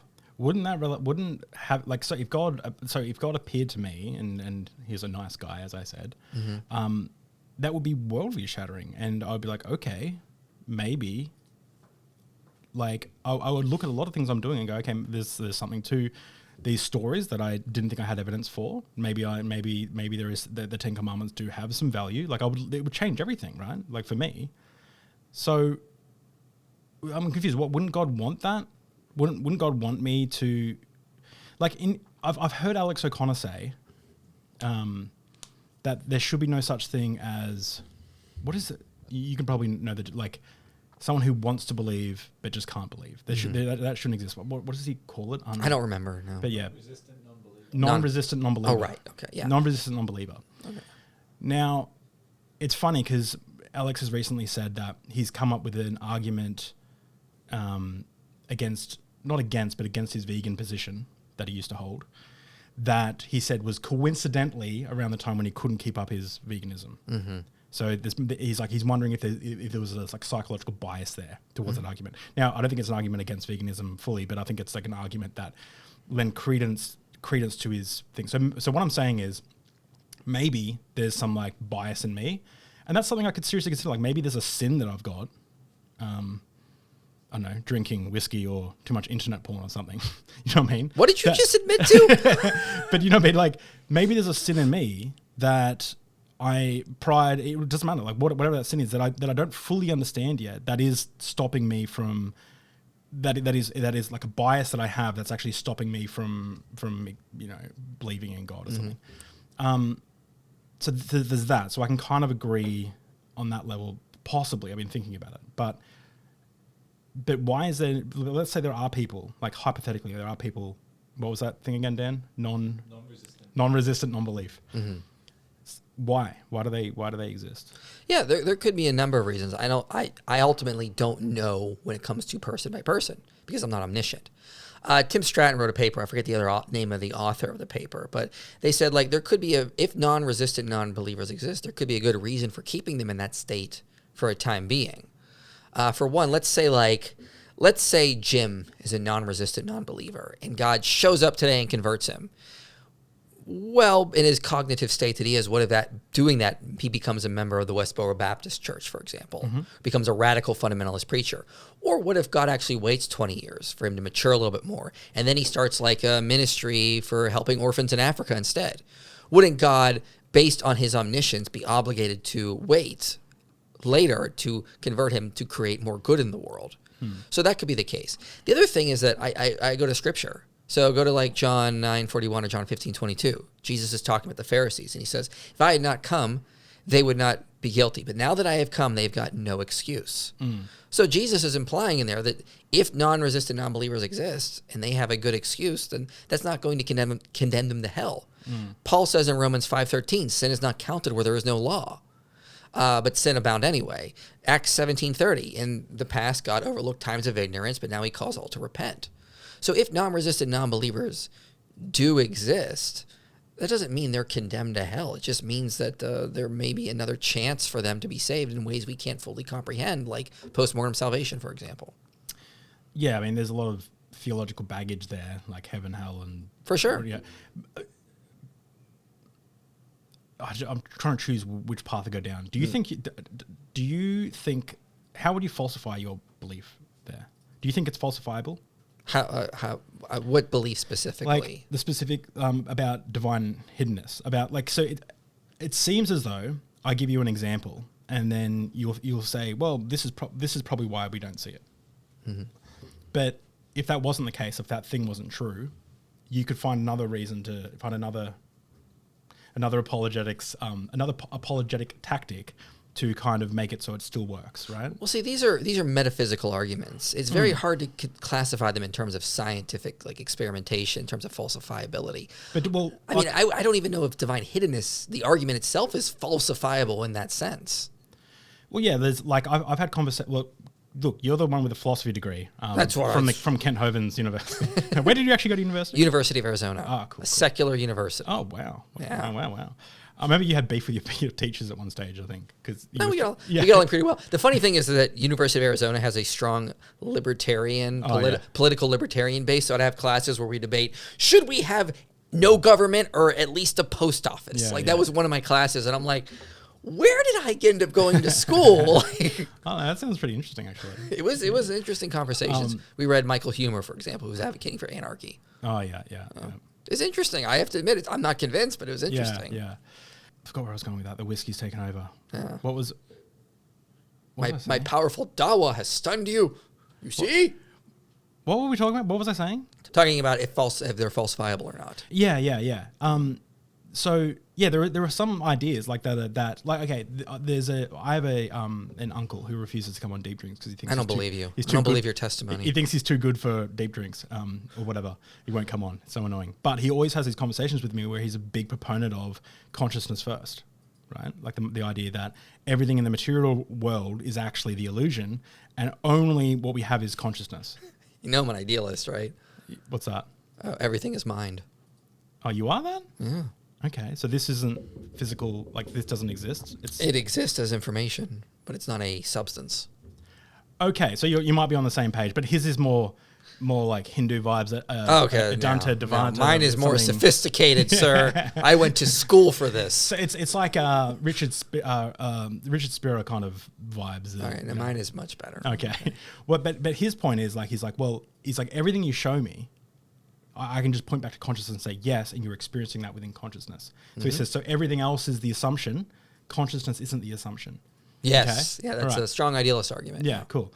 And I go, cool. That's unfalsifiable, right? And I know that I'm slipping in. I'm shoving in science thinking, which is an idea that we develop with natural sciences. So I know I'm already begging, like I'm already screwing up because I'm kind of injecting something from the D&D game outside of the D&D game. Does that make sense? Yeah. But then I was like, okay, I'm gonna flip it, and I've got a point. Trust me. I'm gonna flip it. Okay, I'm gonna say consciousness doesn't exist, and we only have material. Everything that you think is conscious is just a biological process that it's an illusion. And it turns out there's a whole theory on this. Daniel Dennett, the illusionism, I think is... It's a limited materialism that takes that view. Yeah. It's like, it's just strong. It's just all material. Your consciousness, your identity, your qualia, your being is the illusion. Now, I can play the same game, and mine's just as unfalsifiable. And we can both be, you go, no, but I experienced something. I'm consciousness. And I go, well, no, you're not experiencing something. It's just an illusion. Who's having the illusion? You're begging the question there, right? But do you get my point? Like, let's not. Well, you're begging the question. No. When you say who, you're begging that there is a who in which that is having that. Like, you're already saying that there is a who. Do you have that experience? And the Cartesian. So, like, what does it feel like to be a rock? It feels exactly what it's like to be a rock. A rock knows what it feels like, but they don't know what. We're it going to feels get like. way off topic. Yeah. The point is though, is both of those were kind of philosophical ideas, but they were kind of useless because they were unfalsifiable, in my opinion.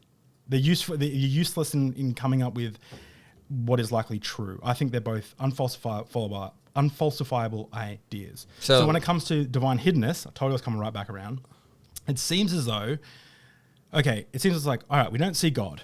Why don't we see God? And it's like we come up with these reasons why we don't see God, and you can point to scriptures, and you can point to, but just as easy, I could point to, the presuppositionalists say, well, everyone knows there's a God. God says in the Bible, what everyone like what does he say? Like everyone knows me, or it's like everyone. Well, you're talking about Romans 1, like since the beginning of creation, his invisible attributes are clearly seen. Yeah, exactly. So presuppositionalists will use another verse and say, no, everyone does know that there is a God. They just deny him. So it's like, well, how do I work out as a layperson who's telling the truth? Michael Jones and his apologetics, or these presuppositionalists and their apologetics? How do we tell the difference? When, like, from a very basic, God loves me, he wants a relationship with me, he wants a relationship with his tribe in the Amazon rainforest, but doesn't show up. Why? It just seems like that doesn't seem to make sense to me. And you can go, well, there's a bigger plan, there's a bigger picture, and all those things, and that's all great. That's a way to make it work. That's a way to walk from America on a plane. But I think that's just an excuse.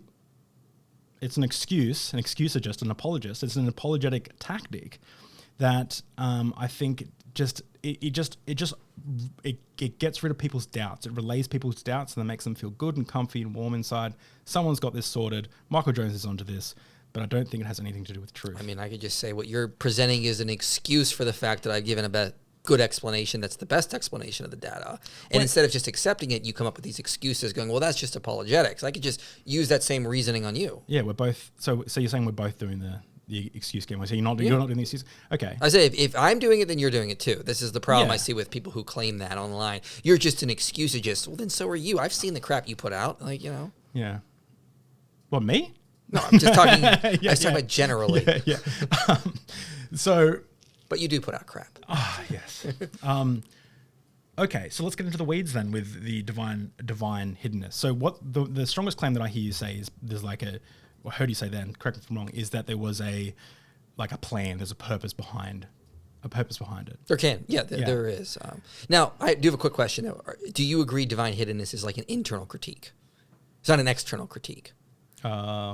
Please explain. So an internal critique would say, if Christianity is true, there is a contradiction in it. Like there's like divine hiddenness, God loves us and wants a relationship with it. This is a contradiction, therefore it's wrong. An external critique would be like, we've looked in the sands of the desert and we found no evidence of an exodus, therefore Christianity is wrong. So external critique, trying to use stuff outside of Christianity to attack it. Internal critique, using aspects within it to show there's like these contradictions. You tell me. It seems to me that that God, as described in the Bible, who wants a relationship with us, doesn't seem to line up with what we see in reality. Yeah, that'd be an internal critique. Because you're using loving God, something the Bible says, also with something else. Yeah, so the Bible can also say, as to quote the Westboro Baptist Church founder, the Bible talks more about God's hate than it does about his love. So if you're a Bible preacher, you're a hate preacher, right? So like you can make the same argument for hate. Yeah, it's like quality over quantity right there, Yeah. Or quantity, I mean. Quantity yeah. over quality, yeah. Yeah. So where does this leave us? So this is an internal critique. We have to take the Christian worldview and see if the Christian worldview, as the whole Christian worldview, can account for this data. Mm-hmm. In my case, would be if we're granting that as an internal critique, yes, the Christian worldview can easily account for this. Because we have to take into the account the sinful, depraved nature of humanity, how we would use God. I mean, for example, when Jesus came last time, you had two groups of people. One who wanted to kill him, one who wanted to force him to be a king, according to like the book of John. Like no one wanted to like actually know him. They wanted to use him to get more food, more bread and fish, or become a king to defeat the Romans. So you're not going to do that? Fine, we'll kill you. It's like we don't love God for who he truly is, how he loves us. We treat him like a bread basket. And if we look at the Exodus, it's the same thing. They saw all these miracles, and then they went in the desert and said, well, let's go back to Egypt. We're not getting all the food and the satisfaction we want. So we take into account the understanding of human nature within Christianity to look at divine hiddenness. And we can see that there are good reasons, like my earlier analogy with the emails, to explain why divine hiddenness accounts for this. So, okay. So you have in your worldview, there's like post-death. Post-mortem salvation. Do you believe in that people need to be baptized? Like post-mortem? So the way we say it is baptism saves, but there are other ways God can save, because he saved Abraham even though Abraham wasn't baptized. So baptism does save, but you can be saved another way too. Okay. I've got a thought experiment. Let me run this, because it seems as though, whiskey. It seems as though your worldview is centered around this Jesus resurrection claim, like that you believe that. Yes. Okay. And it seems as though that would, like, that everything else is like, well, you know this is true, so let's build a case from all these other things that are tangential to that thing, right? Yeah. We know it's true because we have good evidence to support it. Yeah. So you've made that position, and then you've got these other things that you're like, well, this has to be true. Like, you probably lean more towards this being true. Let's find the evidence for it, kind of thing, right? How would you explain divine hiddenness if we uncovered a body that said, this is Jesus of Nazareth, and there's a letter in there that said, haha, I tricked everyone. Like, let's just say we totally disprove the resurrection somehow. Okay, yeah. To your satisfaction, somehow. Yeah, I always say I actually had a conversation with a friend of his recently. If we found a body in Nazareth, a bone box, it said Jesus of Nazareth, son of Joseph on the side of it, and it was clearly and there were like instructions on like how we hid the body and like all not this even stuff. that, the bone box. Yeah. It says Jesus of Nazareth, son of Joseph on the side of it, crucified victim inside, dates to like 30s. Dang, that'd be pretty hard to get over. Yeah, well, let's say totally like you totally no longer didn't believe in the resurrection in the physical form. You became a mythicist or something, let's say.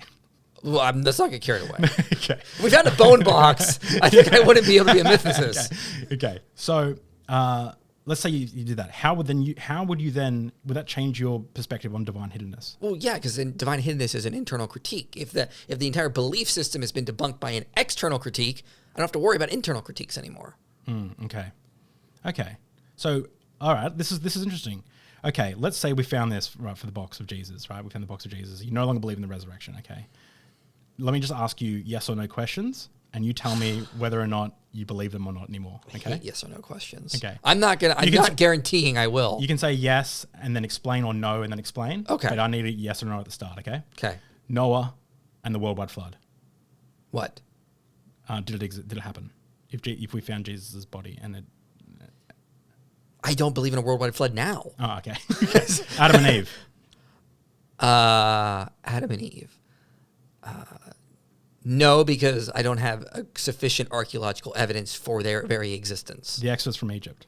Yes, I would still believe in that because we have a lot of good evidence for that for the origin of Israel. Okay. The day of Pentecost. No, because again, we don't have any good specific evidence for the Pentecost miracle. Now, I could believe that, yes, that was the day they decided and they started converting people that Jesus rose. So you could change it. You could I would modify it. Yeah. You could do what you've done with Exodus and made it a few million after 50,000. Yeah. Sorry. Yeah. Okay. Interesting. So it would like totally radicalize your like worldview and how you approach these kind of like these topics, right? These divine hiddenness and stuff. Well, yeah. I mean, this is what Paul says in 1 Corinthians. This is all about the resurrection. If Jesus rose from the dead, that changes everything about reality. I mean, that has never been denied by Christians anywhere.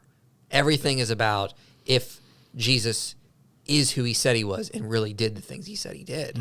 That has always been the center focus. That is the pillar of Christianity. You knock that over, it's done.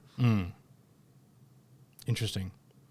So then I'm wondering if this is just totally like, if this divine hiddenness and all the arguments we're talking about now is totally tangential and like it's irrelevant for us to even discuss this, because the real conversation was started and finished with the claims on the resurrection, really. Well, I mean, let's try to give an analogy here. Like, let's say, like, so for example, we look at like things with regarding the age of the Earth.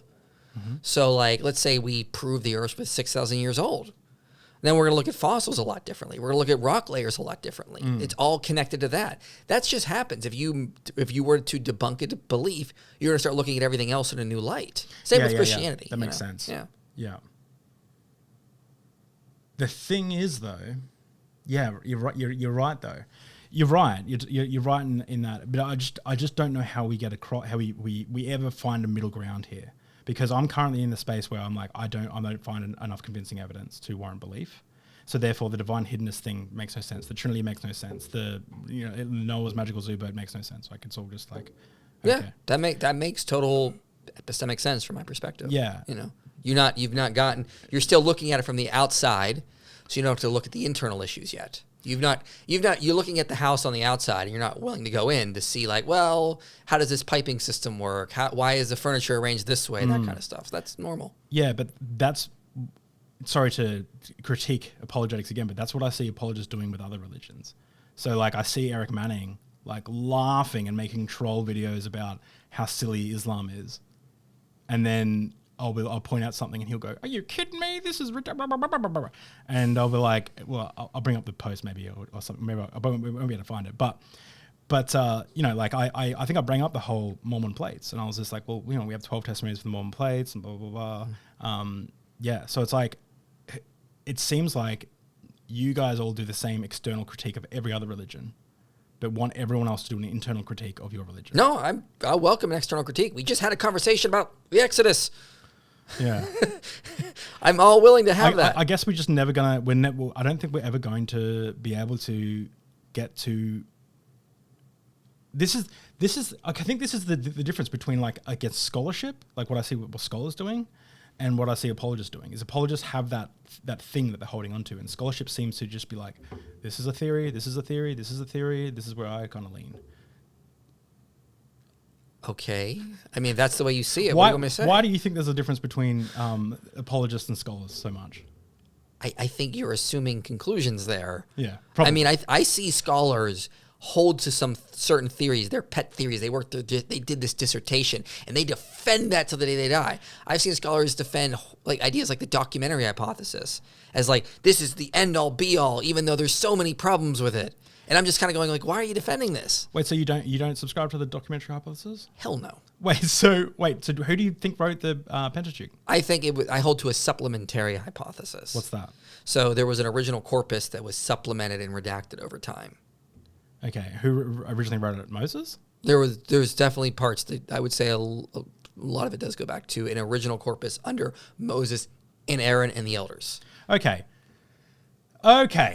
So going back to the Moses and Exodus thing, what is my audience to do when they're like, I want to know what really happened? Because they've got the... 10 seconds. Okay. All right, we're about to finish up, but I'll leave you with the last word. But they've got the consensus of scholarship saying one thing, and the experts in the field saying one thing. And then they have people like yourself who say different. And what are they supposed to go away thinking besides that Michael guy is a dick not telling us the truth? Like, people, like, how do, like, this... Sorry, I was just saying. Yeah, I don't do any of that on my channel. We talk a little bit about how like, everyone hates you for some reason, and I don't really get it. I don't care at the end of the day. They can hate me all they want. I don't know, dude. You get a lot of hate, and I don't like... You get a lot of hate, but the point is, I think the reason you get a lot of hate is because of that reason. It's because he's like, well, this guy's coming against scholarship. He's going against consensus. He's going against like his Martin Luther stamping his thing on the wall. Like, but why? Like, how can what are they supposed to do? What are they supposed to do with that information? Who can they trust? Why should they trust you over the consensus? Which camera should I look at? Because you want me to talk to them. Yeah. Stop being a sheeple and look at the evidence. Stop just believing what the consensus tells you to think. The consensus does not magically mean it's right. Look at the evidence. What I do in my channel is I present videos that have evidence for certain things, and I want you to follow the evidence, not even take my word for it. Read the books I cite. I'm citing scholars as well. I'm citing all sorts of different aspects of evidence. Look at that evidence and become a critical thinker. Don't just believe things because somebody in a classroom once told you to think this, and then that's the end all be all. I like that. You kind of had Greg Locke vibes there. Do you like? Is that a compliment for you? Or? All right. I will. The Mondays.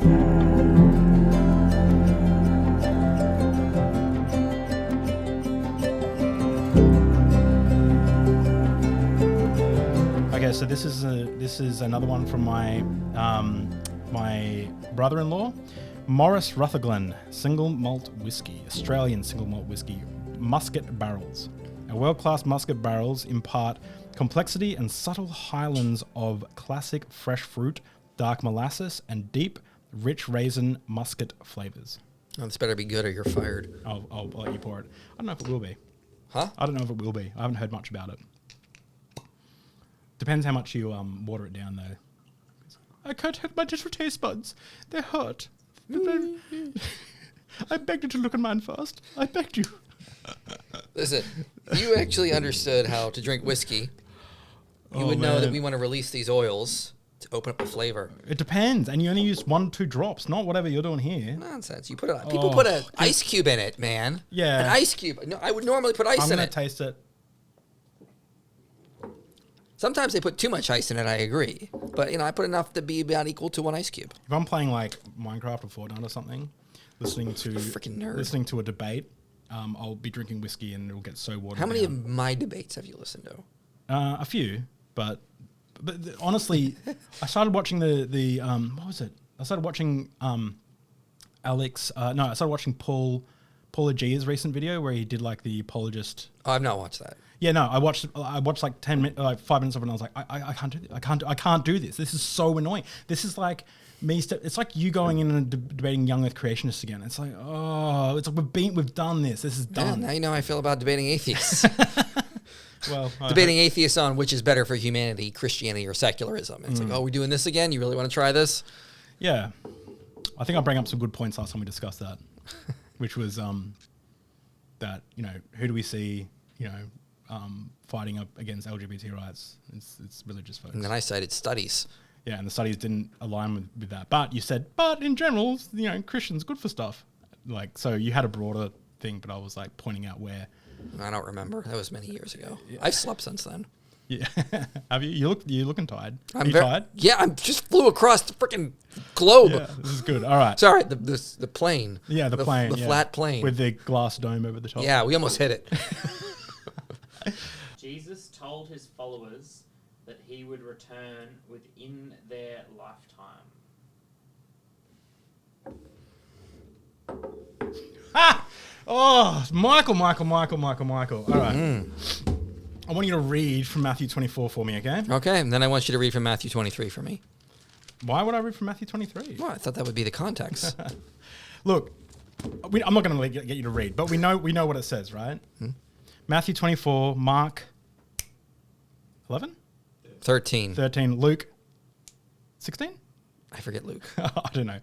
But Jesus says the same story. And if you watch my Apologetics, I fact-checked Apologist with the Bible, you'd see the arguments I lay out more professionally with this.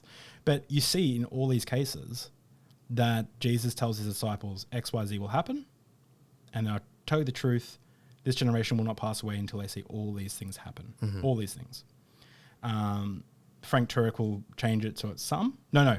Mike Winger will change it so it's some. Frank Turek will say it's apocalyptic language. Another apologist will say something else. You say we got a gospel from Africanus or something that, it's the brother-in-law of the... I'm What the heck are you talking No, about? think of another part of the video. This whiskey's really kicking my ass, all right? This is the worst thing. People should stop Just watching mention now. that I'm kicking. Okay. Your ass. Just don't have to hide it. So we see all of those things, okay? We see, and just to refresh everyone's mind, fearful events in the skies, the heavens, the stars will fall from the sky. There'll be great corruptions around the world. There'll be, I don't know, a lot of bad stuff. And then they'll see the sign of the coming of the Son of Man coming in the clouds with his kingdom, and they'll hear the roaring of they'll hear the horn of the archangels and et cetera, and then the end will come.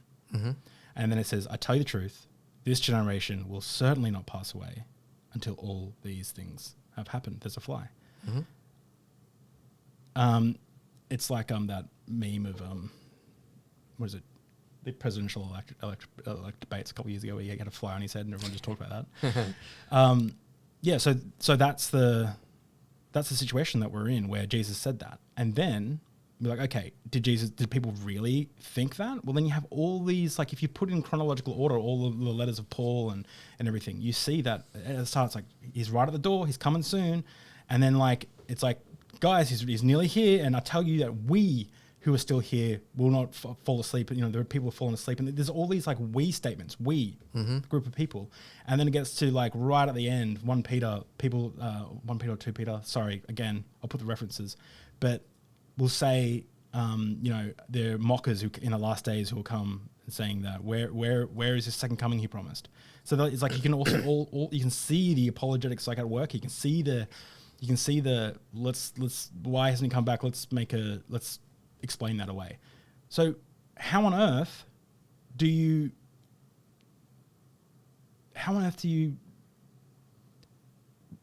rectify any of these problems? So you're reading the Bible in English with your modern cultural lenses, right? Yes. Okay.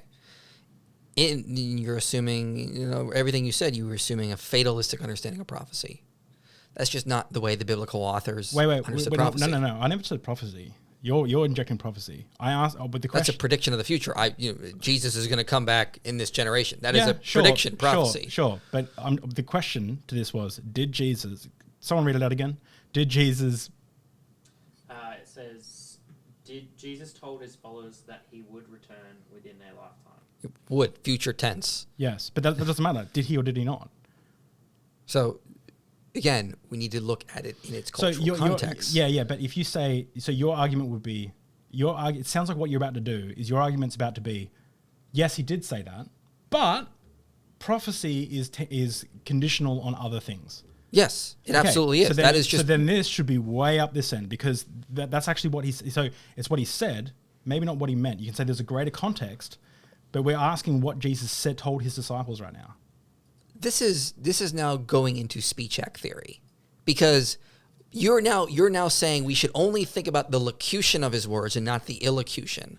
If I said you're standing on my foot, am I just stating the facts, or am I actually asking you to move? And you can't go, well, I'm not getting off because you didn't ask me to get off your foot. Like, that's silly. We understand that when we use words, we're intending an illocution, not the literal meaning, which is the locution. So we need to look at what the intended meaning is. And that's how there are some philosophers that say that all of our words are really but illocution. you're loading in that Jesus doesn't lie, and you're loading all these assumptions, right? I've not even talked about any of that. Okay, well, let me just ask you yes or no if you're a scientist looking at a test tube. Did Jesus tell his disciples that he would return within a generation? No. He didn't. Look, again, you want to get these simple answers, and I'm trying to explain to you. Okay. All right. I'll rephrase it again. Okay.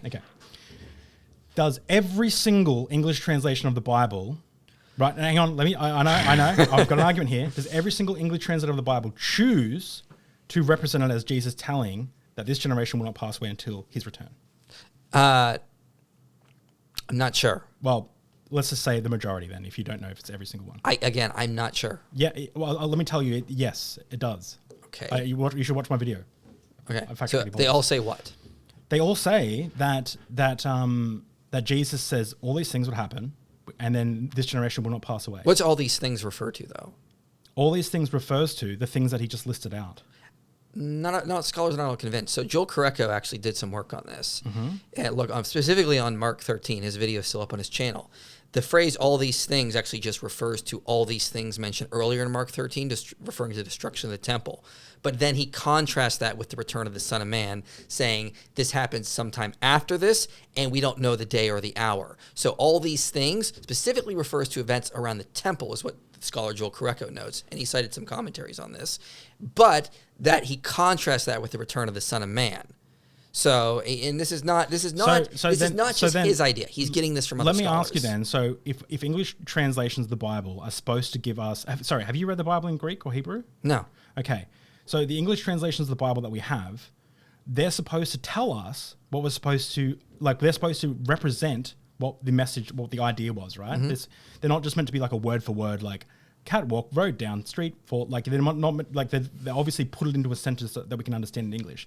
Why on earth does every single English translation of the Bible use this generation will not pass away? I think there's one that doesn't use generation, it uses a different word, but it's the same thing. Out of I've got it on my video, you can see every single one. They all say this generation will not pass away. All these things. It means generation. Yeah. So my point is, why is it so complicated? Why do people have to look into it like it's the Matrix and they have to read the between the lines and all the Greek and the Hebrew, when the English is supposed to give us a representation of what was actually being said? Who said that? You.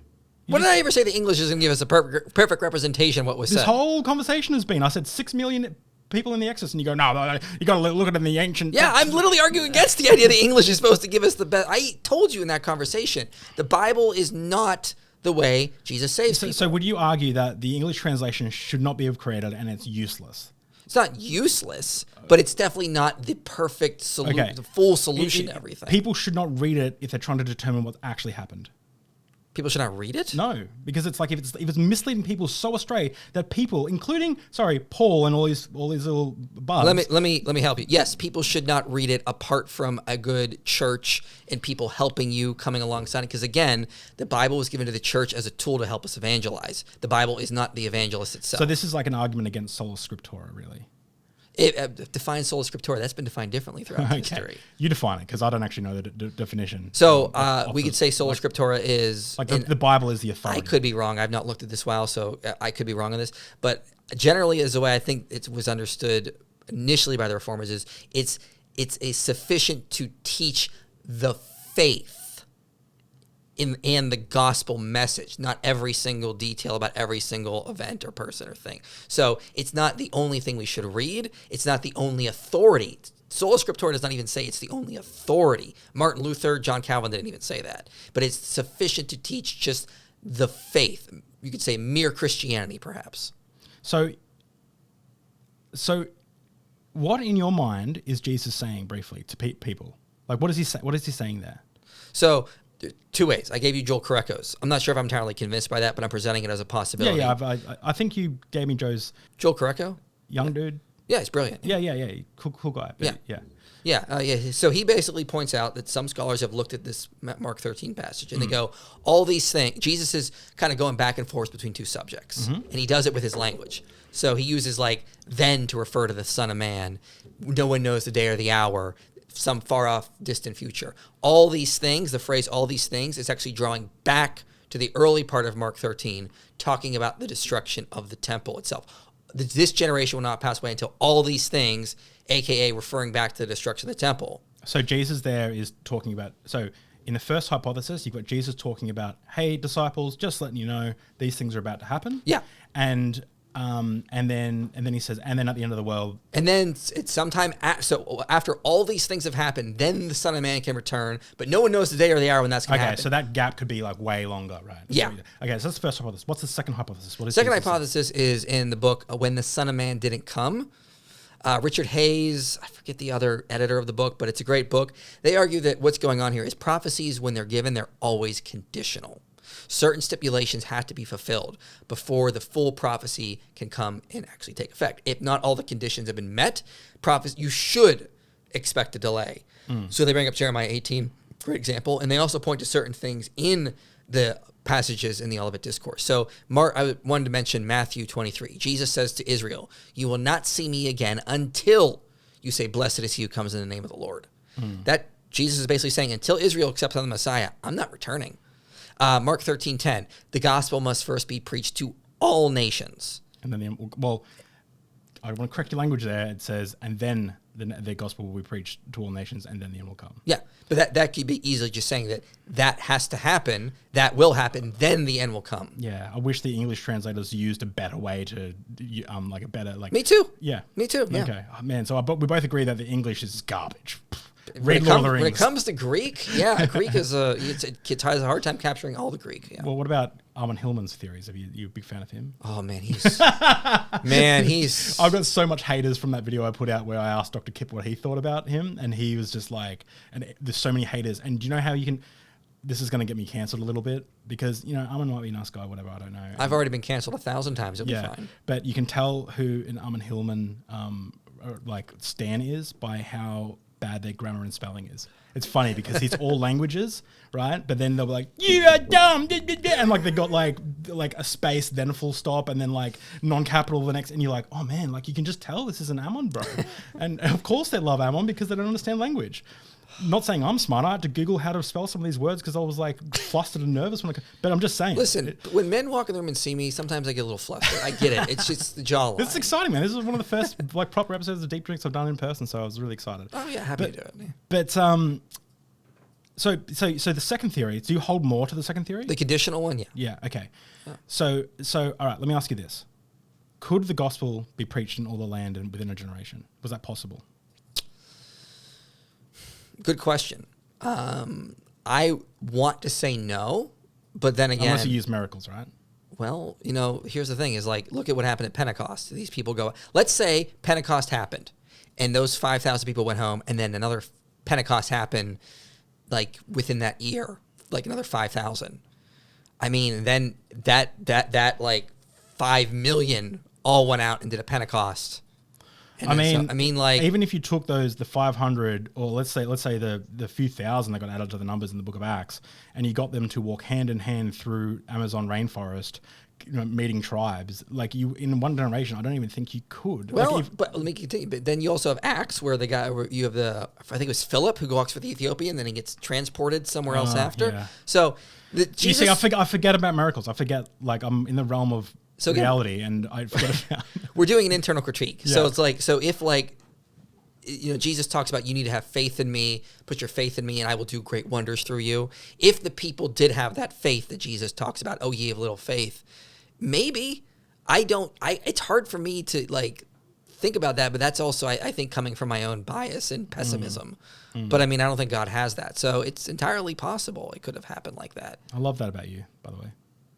I'm pessimistic? Yeah, well, I think we're both pessimistic in different ways. I've been and our pessimisms clash a little bit. I've been fighting with atheists online for so many years. Who's worse to fight with, mythicists or atheists? There are atheists that are mythicists. No, but like in general. Oh, mythicists. Oh, yeah. They color outside of the lines. Oh, man, this is gonna get me cancelled again. Like, What mythicists already hate me, so what do I care about? yeah, I know. This is just digging my hole. Okay, so, all right, okay.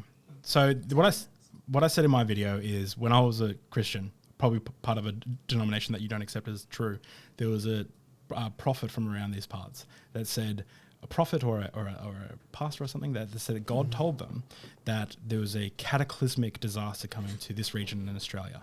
And if we prayed against it, if we didn't pray against it, it would happen. Okay. So we prayed against it, and it didn't happen. Okay. But if we prayed against it, and it did happen, it wouldn't, we just didn't pray hard enough. All right. I'm agnostic. I don't know. Okay, I mean, so, yeah, but do you see how that claim is completely, I'm going to use that unfalsifiable. you're absolutely right. And this is what I say about this whole conditional prophecy thing. It becomes a double-edged sword because now you know it solves the issue, but it also comes back to hurt people who want to use prophecy as evidence for God's existence because now you can't. I wouldn't say it's a double-edged sword. I would say it's a dinner plate. It's nothing. It's like it shatters as soon as you drop it or put it on. But it might be useful to bring the chicken out of the oven, but it's not like if you're not eating chicken, then these analogies are getting fucking weird. I'm just saying. You're drinking too much.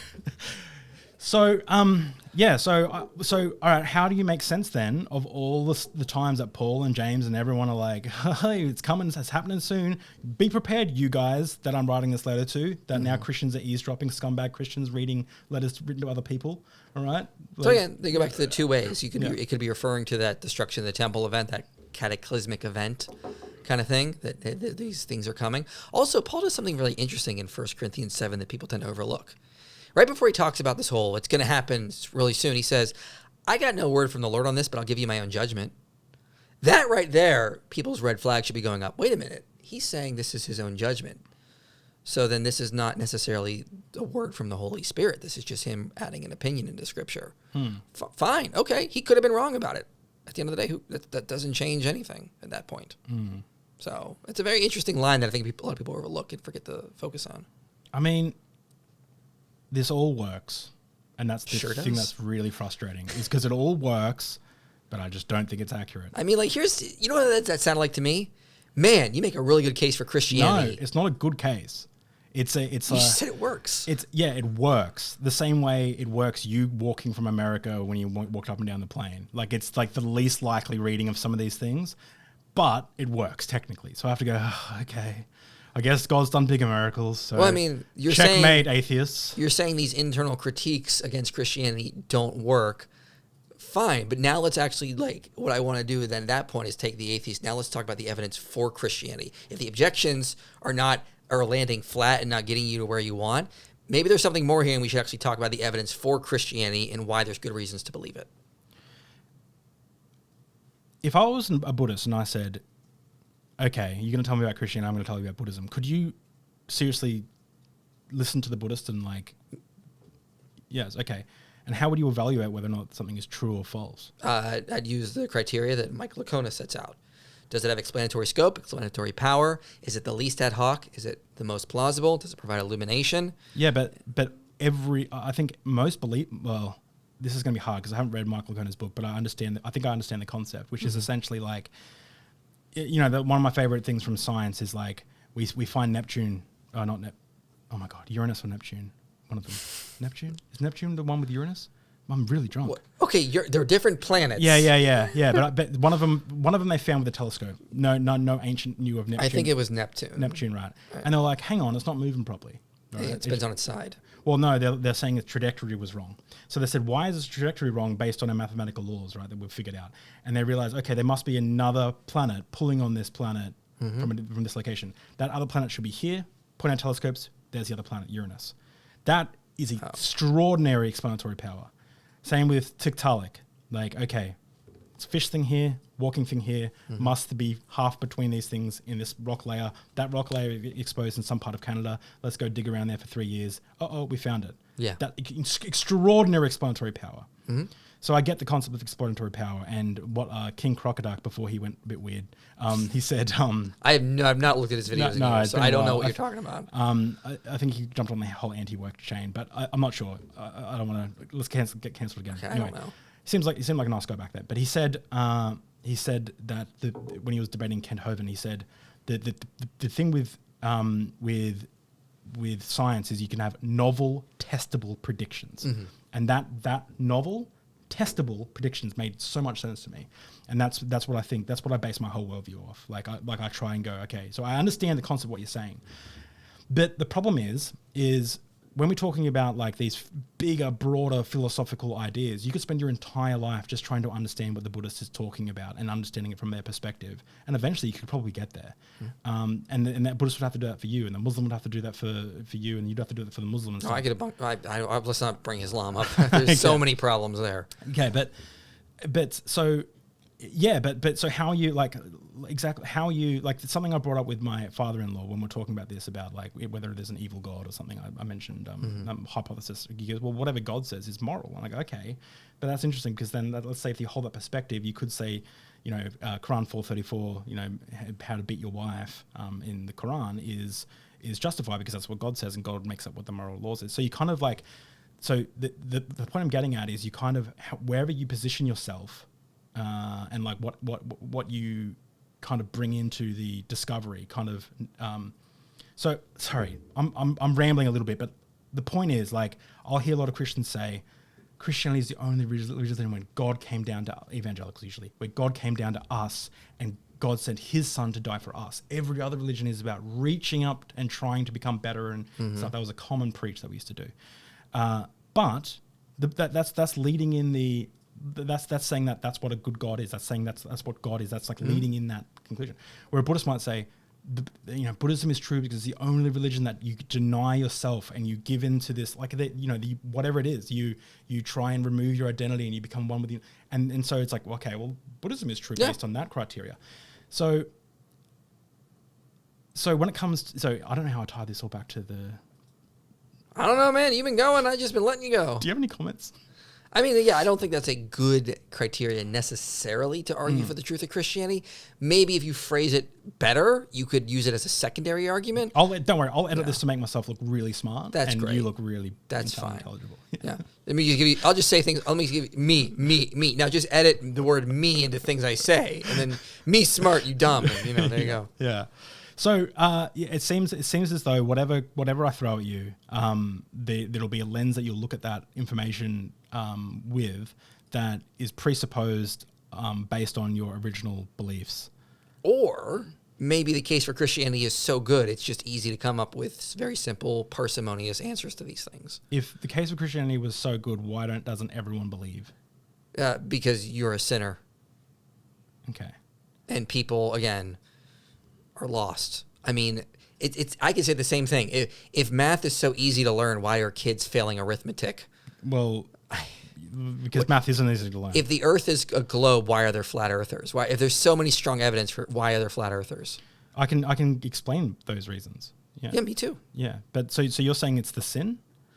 Yeah, I'm saying that a lot of times. Look, now I'm open to the possibility of non-resistant non-believers, and again, as I talked about in the last conversation, maybe there's good reasons for that, which we talked about. People can go back and listen to that part.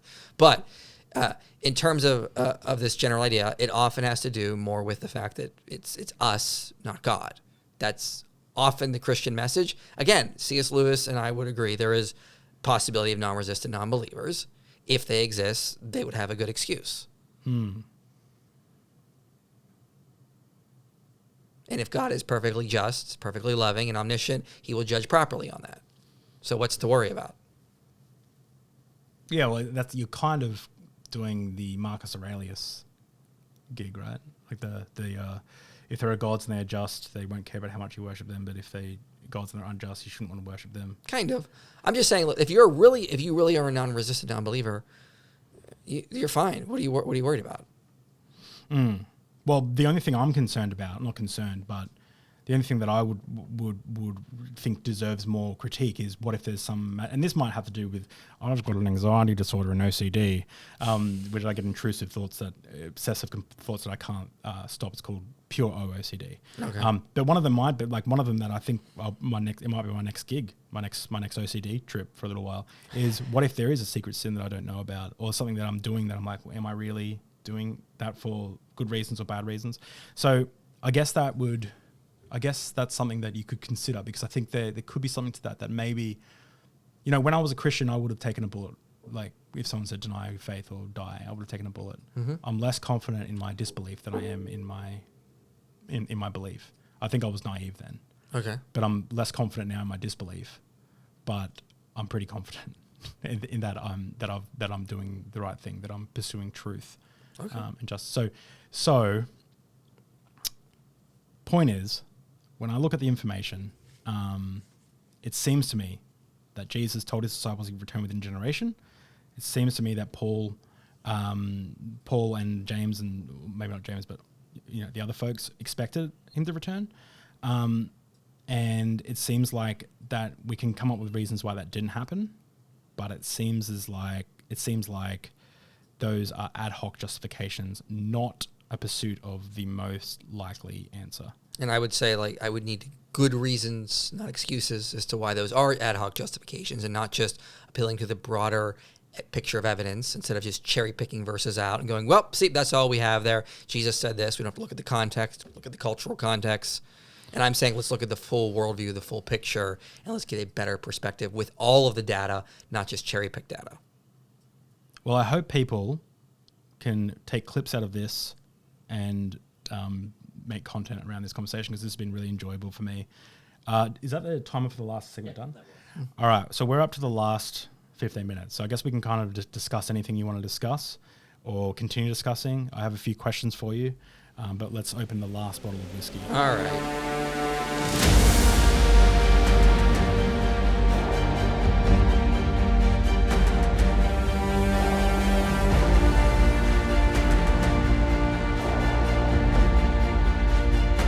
So this is Glen Morangi. Highland single malt Scotch whiskey, aged 18 years. It says extremely rare on this. My wife bought me this in the middle of Deep Drinks episode 100. Nice. Kip was the guest on for that time, and he was doing a whole thing, and my wife kind of just interrupted, but we all loved it because it was like the whiskey. So extremely rare. Pretty. In the far north of Scotland, on the shores of the Donach Firth, lies the Glenmorangie Distillery. Established in 1843, this exquisite expression has lain undisturbed in superior oak casks and Oloroso sherry casks, revealing sumptuous flavours of vanilla, almond, and dried fruits, an expression of great depth and richness. You should have read that while bagpipes were playing. That's how that works. This is all post-production. Oh, man. All right. Yeah, you pour it. No, I'm good. I'm just... Good. Oh, yeah. So I guess we don't need this line anymore, but look at that. I will try this without the water at first. You should leave it there at the end of the table. Yeah? You reckon? Man, that is oaky. Oh, no, that covers it. Yeah, I'm going to... It's very nice and oaky. Is it? It's got a nice... It's not like overbearing, but you can definitely tell that is the oak. I mean, 18 years, you would expect it, but... Yeah. One of my favorite things about whiskey is... Let's open the oils. There's like some trees, it's like... There's a Japanese whiskey, I can't remember what it was, but it was like... Something it's like I can't pronounce. They cut in a 100-year-old oak tree, and they used the wood from that barrel, but the wood was so porous because it's so old that they had to wait 21 years. I can smell that from here. They had to wait 21 years for it to get to a good stage. Wow. So it's 21-year-old whiskey, but this is 18.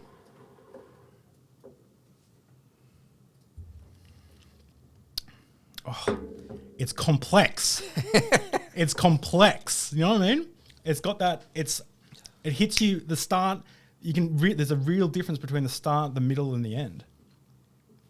Yeah, you're right. Yeah, you can taste it. Yeah, the beginning. There's a lot of richness in the beginning, and then you can taste the smoothness more towards the end. Oh. Like at the beginning, you don't think it's going to be smooth, but then it becomes smooth as you taste it. It's funny because Irish whiskies are always blended. Well, they're very pretty. You know what I mean? They're more smooth. I would say they're easier to go down and stuff. But I kind of like a Scotch because it kind of puts up a bit of a fight. You know, it punches you in the mouth and lets you know what you're really drinking. Aye. I like it. You know. Okay. All right. I got a couple of questions. Shoot. First of all, did you enjoy this interview? Absolutely. Yeah. Well, not really an interview, but yeah. Everyone, Fight. go check out Inspiring Philosophy on YouTube. Thank you. Amazing YouTube channel that you've been doing content for how long now? Since the end of 2011. So yeah, long Cool. time. How long have you been full time doing it? 2019. Whew, that's a long time. You got to grind, right? How long did it take you to get to 100? Did you see a jump up when you got to 100,000 subscribers? Yeah, it took me several years to get there, but I didn't do everything right. I did a lot of things wrong. Yeah. But I mean, yeah, you figure it out. And then I think a year later, a year and a half, I got to 200,000. So much quicker. Yeah. Now I'm at like 475, almost 500,000. Damn. That's awesome. Yeah, it's been awesome. Yeah. And thank you to Dan from Questioning Christianity and Powered by Vito Media. My boss is filming right now, so that's cool. Got the professional crew in here. What do you wish that atheists / people you debate would understand about you and your positions? Man, it really depends on the position. Or maybe not even position, but like what you're doing. Because a lot of people, because I was saying before, you get a lot of haters. And I think, to be honest, I think a lot of haters come at you because they don't agree with you, and then they see you making videos ripping to shreds ideas like Easter is pagan or whatever. And they're like, no, he's not part of our club. He's not part of the skeptics that debunk pseudoscience. He believes in crazy stuff. Dang, I never thought of it like that. I think that's a little bit maybe what's happening. I think that people are getting frustrated because they're like, no, like in my mind, he's making me happy, but I don't agree with this other stuff. And I think it's a cognitive dissonance going on in people's minds. Sorry, I hit the mic. That's an interesting perspective. I never thought of that. I have to think about that. Yeah. Because I've always wondered it too. Like, what are you mad about? I'm doing something you should agree with. I think that's what's happening. Yeah, 'cause I think a lot of people get frustrated at that, and I think it's because it's that cognitive dissonance. Here's the thing. I said this to Hunter Avalon when I had a dialogue with him on my channel. What I want atheists to get is I'm trying to fight for you. Okay? If you study as much sociologists as I have, you'll start to see some pretty scary things happening. Secularism is not producing a sustainable culture. The birth rates just plummet. What's happening? Well, the culture that's taking over is the culture that produces the highest birth rates, Islam.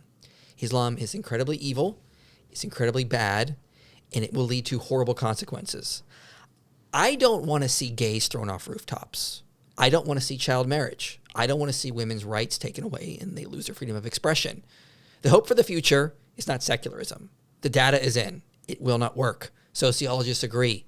So, do you want a Christian culture, or do you want to be a dhimmi living under Islam? I don't want that. I believe in human rights.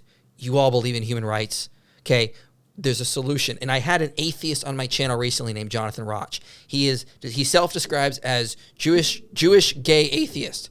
He wrote a book called Cross Purposes, saying secularism has failed, guys. We need a Christian culture. We need to revert back to a Christian culture before it's too late. He didn't talk about Islam, but I do. So I'm trying to... You may not believe that souls are eternal. You may not agree that I'm trying to save souls. I would think that's my primary... I'd love to see evidence of a soul. I would say that's my primary purpose. But if you reject that, at least understand I'm trying to fight for Western civilization and the civilization we built. And I want to preserve a culture that protects human rights, freedom of religion, freedom for atheists to reject religion. I'm not your enemy. Okay. I get that, but do you see how that comes across as a little condescending for people who don't subscribe to your worldview? Yes, I know. I totally get it. But I mean, at the end of the day, I see the data, I see what's happening, and I have to sound the alarm. Yeah, but the thing is, okay, so Christian utopia, okay, is there freedom of religion for people to believe whatever they believe, Islam, yes, Buddhism? Yes. Okay. Can people engage in sex work in your Christian culture? Yes, but there would be restrictions. Like so, what? Porn sites would have to be ID verifiable kind of things. Okay. We wouldn't want that to be accessible to children. It should not be just on every street corner. It should be much harder to get to. And I don't know. And I'll admit I don't know all the specifics on that. But I don't think the way we have it set up in this culture is working. Do you know what? On a side note, I'd really like to see the porn industry do is the ability for people to withdraw their consent after the fact. So if, say, there's an ID attributed to each video and they're like, look, I don't want this available online anymore. I know I did these scenes or whatever. Maybe they get a lower rate or whatever. Maybe it's law or something. They can go, they press this button and then those get much harder to find online. They're taken off the primary websites. Their copyright IDs are taken off Pornhub and everything like that. I think that would be a good thing, because I think a lot of the harms that you see in the porn industry are people who go into the porn industry, get like in a time in their life where they're not sure who they want to be, and then their knock-on effects of that are longer and stuff. But I mean, I will say I would like to see porn banned eventually. I just don't think that can happen overnight. Yeah, but that's see. There needs to be more moral progress, is what I would say. Yeah, but a lot of people would consider the porn industry and how things are going, not just the porn industry, but like a lot of industries and secularism, actually that is moral progress. So like the way that, I mean, I don't know how much you know about the porn industry, but I've interviewed a pastor turned porn star, and the way the industry has moved from what it used to be, where like essentially the director got like, the sex work was happening with like up behind the scenes, and there was a lot of like people being pushed and coerced into what they're doing. Now there are like, with mainstream porn sites and stuff, they have like someone on set who's just the like HR person who's making sure everyone's consenting, every single thing is talked about, and that people know what they're committing to and things like that. And I think they're healthy moves in the right direction. So a lot of people would say that a lot of what's happening there is moral progress. Now, are people being desensitized to porn and sexual acts getting more extreme? Sure, of course, probably, of course. And is there? I was just going to bring that up. Yeah, and are there like, it's like, I view it similar to fast food. I view it similar to like or shopping and stuff. Like it can become a negative plot in your life. And it can be a thing, but it also can be something that people find enjoyable and fun. That's pornography, but there's a million things that, or sex work. There's a million things that, in a secular society, I think that are good things. That I'm not saying I think the porn industry is a good thing, but I just don't think it's as bad as it's being made out to be by a lot of people. I think there's moral progress in those areas. Well, I mean, like that could be the case. I don't know all the ins and outs of it because I try to stay away from that stuff. But like, for many reasons. Like a great example, right, is a great thing that I think is amazing for a secular society. And it's been a good push forward. Is I saw a TikTok the other day, and again, you're going to have the studies, and I'm going to have the TikToks, but the TikTok I saw the other day was this mother trying to explain to her children what coming out was, and they were gobsmacked. Like, what do you mean someone had to come out? It's like, yeah, so back in the day, it was it was a bit taboo to be gay or lesbian, so they had to tell their family that I'm a gay or a lesbian, and sometimes their families wouldn't love them anymore or wouldn't like them anymore, and the kids were shocked. They couldn't even comprehend the idea of coming out. If Atlas, my boy, comes home and he's like, "Hi, this is Raoul, and Raoul is my homosexual lover," I'd be like, "Hi, Raoul." Like it wouldn't faze me at all. And I think that's a good thing, removing the heteronormativity from our language. And I don't think we should be hating anyone just because they're gay. Sure, Yeah. I know that your position with that and love the sinner, hate the sin kind of thing, right? But I think that those things, like those parts of the secular society, are fantastic. Like I think that is a good thing. It just means that less LGBT folks, young LGBT folks, feel neglected or commit suicide or feel depressed. Yeah. I'm not saying everything in secularism is bad. Yeah. I'm definitely not saying that. Yeah. There are definitely things Christians need to learn from other cultures. This is the one cool thing about Europe, Christian Europe, is that it was really good in the medieval period. It would take things from other cultures, like scientific advances, and it would like bring them all into Europe and then just build on them and keep growing. They did this with like water power clocks, and they came out with like mechanical clocks and all this stuff. Like that's something that is a Christian or a Western virtue per se. We should say Western virtue, that we learn from other cultures and then we grow on them. So I'm not saying everything in secularism is bad. Yeah, and I'm not saying that everything is, like, I think that there are problems that we're facing. Like, that to me, when I think of secularism, I think that people can get very materialistic in their perspective. I think, like, I just think Miami. You know what I mean? Like fake boobs and fake muscles, and like these like are real. That's the lifestyle.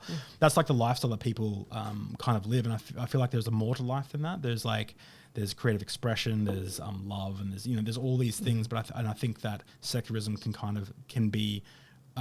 We haven't worked out the kinks there, I would say. And I would agree with Jonathan Roch in his book. He says, like, I don't know if we can. It may not be possible. There is something. Secularism cannot give people the hope, the purpose, and the meaning. It can only give transactional ideas, not transcendent ideas. And we need more. And humans need more of that. Like, I don't think it can actually work out the way people had hoped for. And we're starting to now see the rotten fruits of it, and things are going to get scary if we don't do something about it. Why have you got such beef with Islam? There was once a day where I opened up the internet and a Muslim challenged me to a debate. He wanted to argue child marriage should be legal and allowed today. Yeah, Daniel Hicka-Chicka-Bicka-Boo. Yeah, this was when my daughter was 7 years old. And there was a primal urge in me that just took over as a father. Yeah. No, this is never happening. I will fight this till the day I die. And since that day, I've been on a crusade and not looking back. Islam is evil. And yeah, there are some good Muslims. There are modernist Muslims I've talked to that are against child marriage. The overwhelming majority are going to be the traditional Sunni. And what they try to justify Muhammad's marriage to Aisha, and they're pushing for child marriage. Yeah. All these horrible consequences. And then there's all sorts of other things like Yeah. polygamy and In there's the- Sharia law and all of Now, that. don't get me wrong. I am on the side of fuck Islam for those things as well. You know, their anti-LGBT stuff, fuck them. Their child marriage, fuck them and stuff. But I think that the what you're hearing is the loudest voices. I don't think the majority of Muslims actually think that. I think the majority of Muslims. So it's like if you go to a pastor and you ask, so was there a Noah and the Magical Zoo boat? Here's the thing. And then they go, yes. And you go, okay. And then you ask 100 people in that church, was there Noah and the Magical Zoo boat? And they go, I don't think so. Well, that was a story.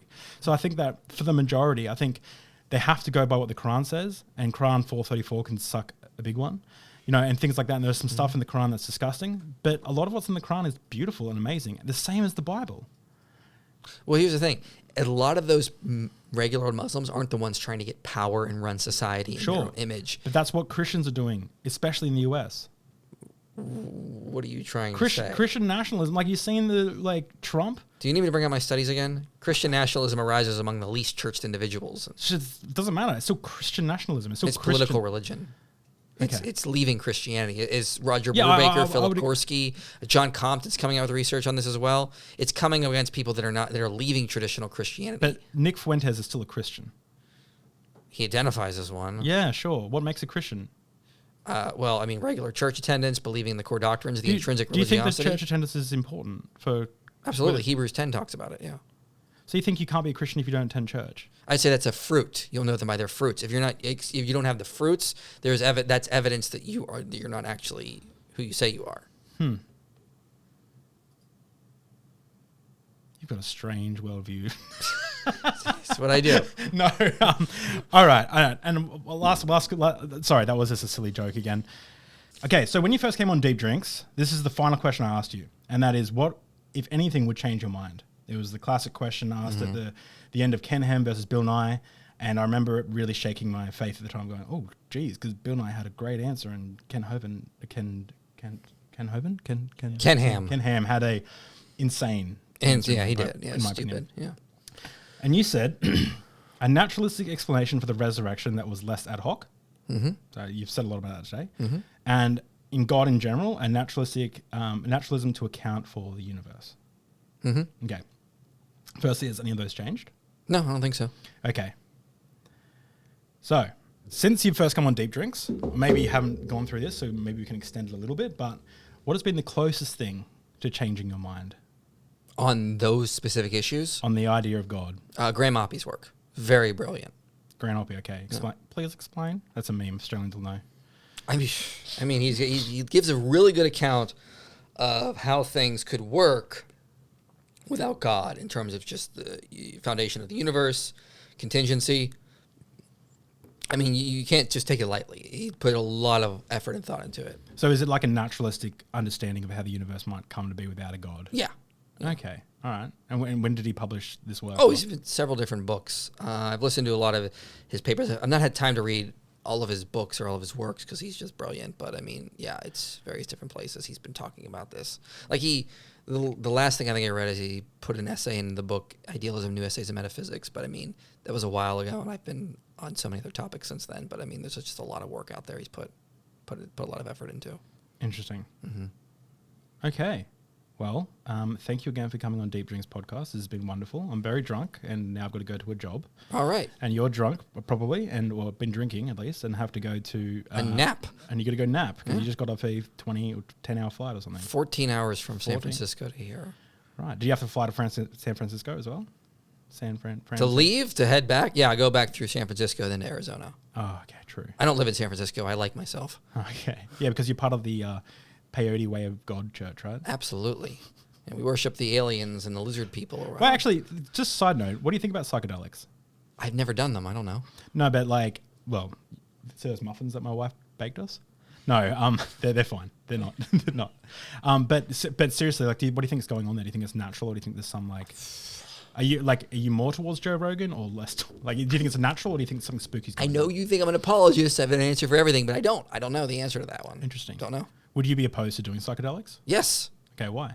I don't trust my brain on that stuff. I'm gonna think my orange is I'm gonna think my head is an orange and I have to peel it. Yeah. I don't want to Yeah. get a peeler. I'm not done. I haven't done psychedelics.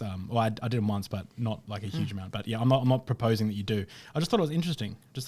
What you. Yeah. Yeah. I worried I would do something I would regret or damage myself or someone I love, and I don't even want to mess with that. Yeah. True. Well, thanks, Mark, for coming on Deep Drinks. It's been a pleasure. Thanks. This episode has been brought to you by the kind people over at patreon.com/deepdrinks. I want to give a special thanks to those in the Archbishop tier, Jason Rollins, Matthew Monga, Digital Hammurabi, and Eric from Skeptics and Scoundrels. If you'd like to see a cartoon avatar of yourself, check out patreon.com/deepdrinks. I was hoping that we could insult each other. Okay. So, All right. Stop hitting on me. no. Why are you always hitting on me? So what I'll do is I'll cut to this at the start, like a trailer of what's about to come. And so people will think, I wrote some insults down. Oh my goodness, this is ridiculous. I should look up his notes for insults. Insults for David, insults for Michael. All right, and don't look at the page. You got to remember it. Okay. You sweaty, ignorant buffoon. You're the reason Jesus isn't coming back. Yeah.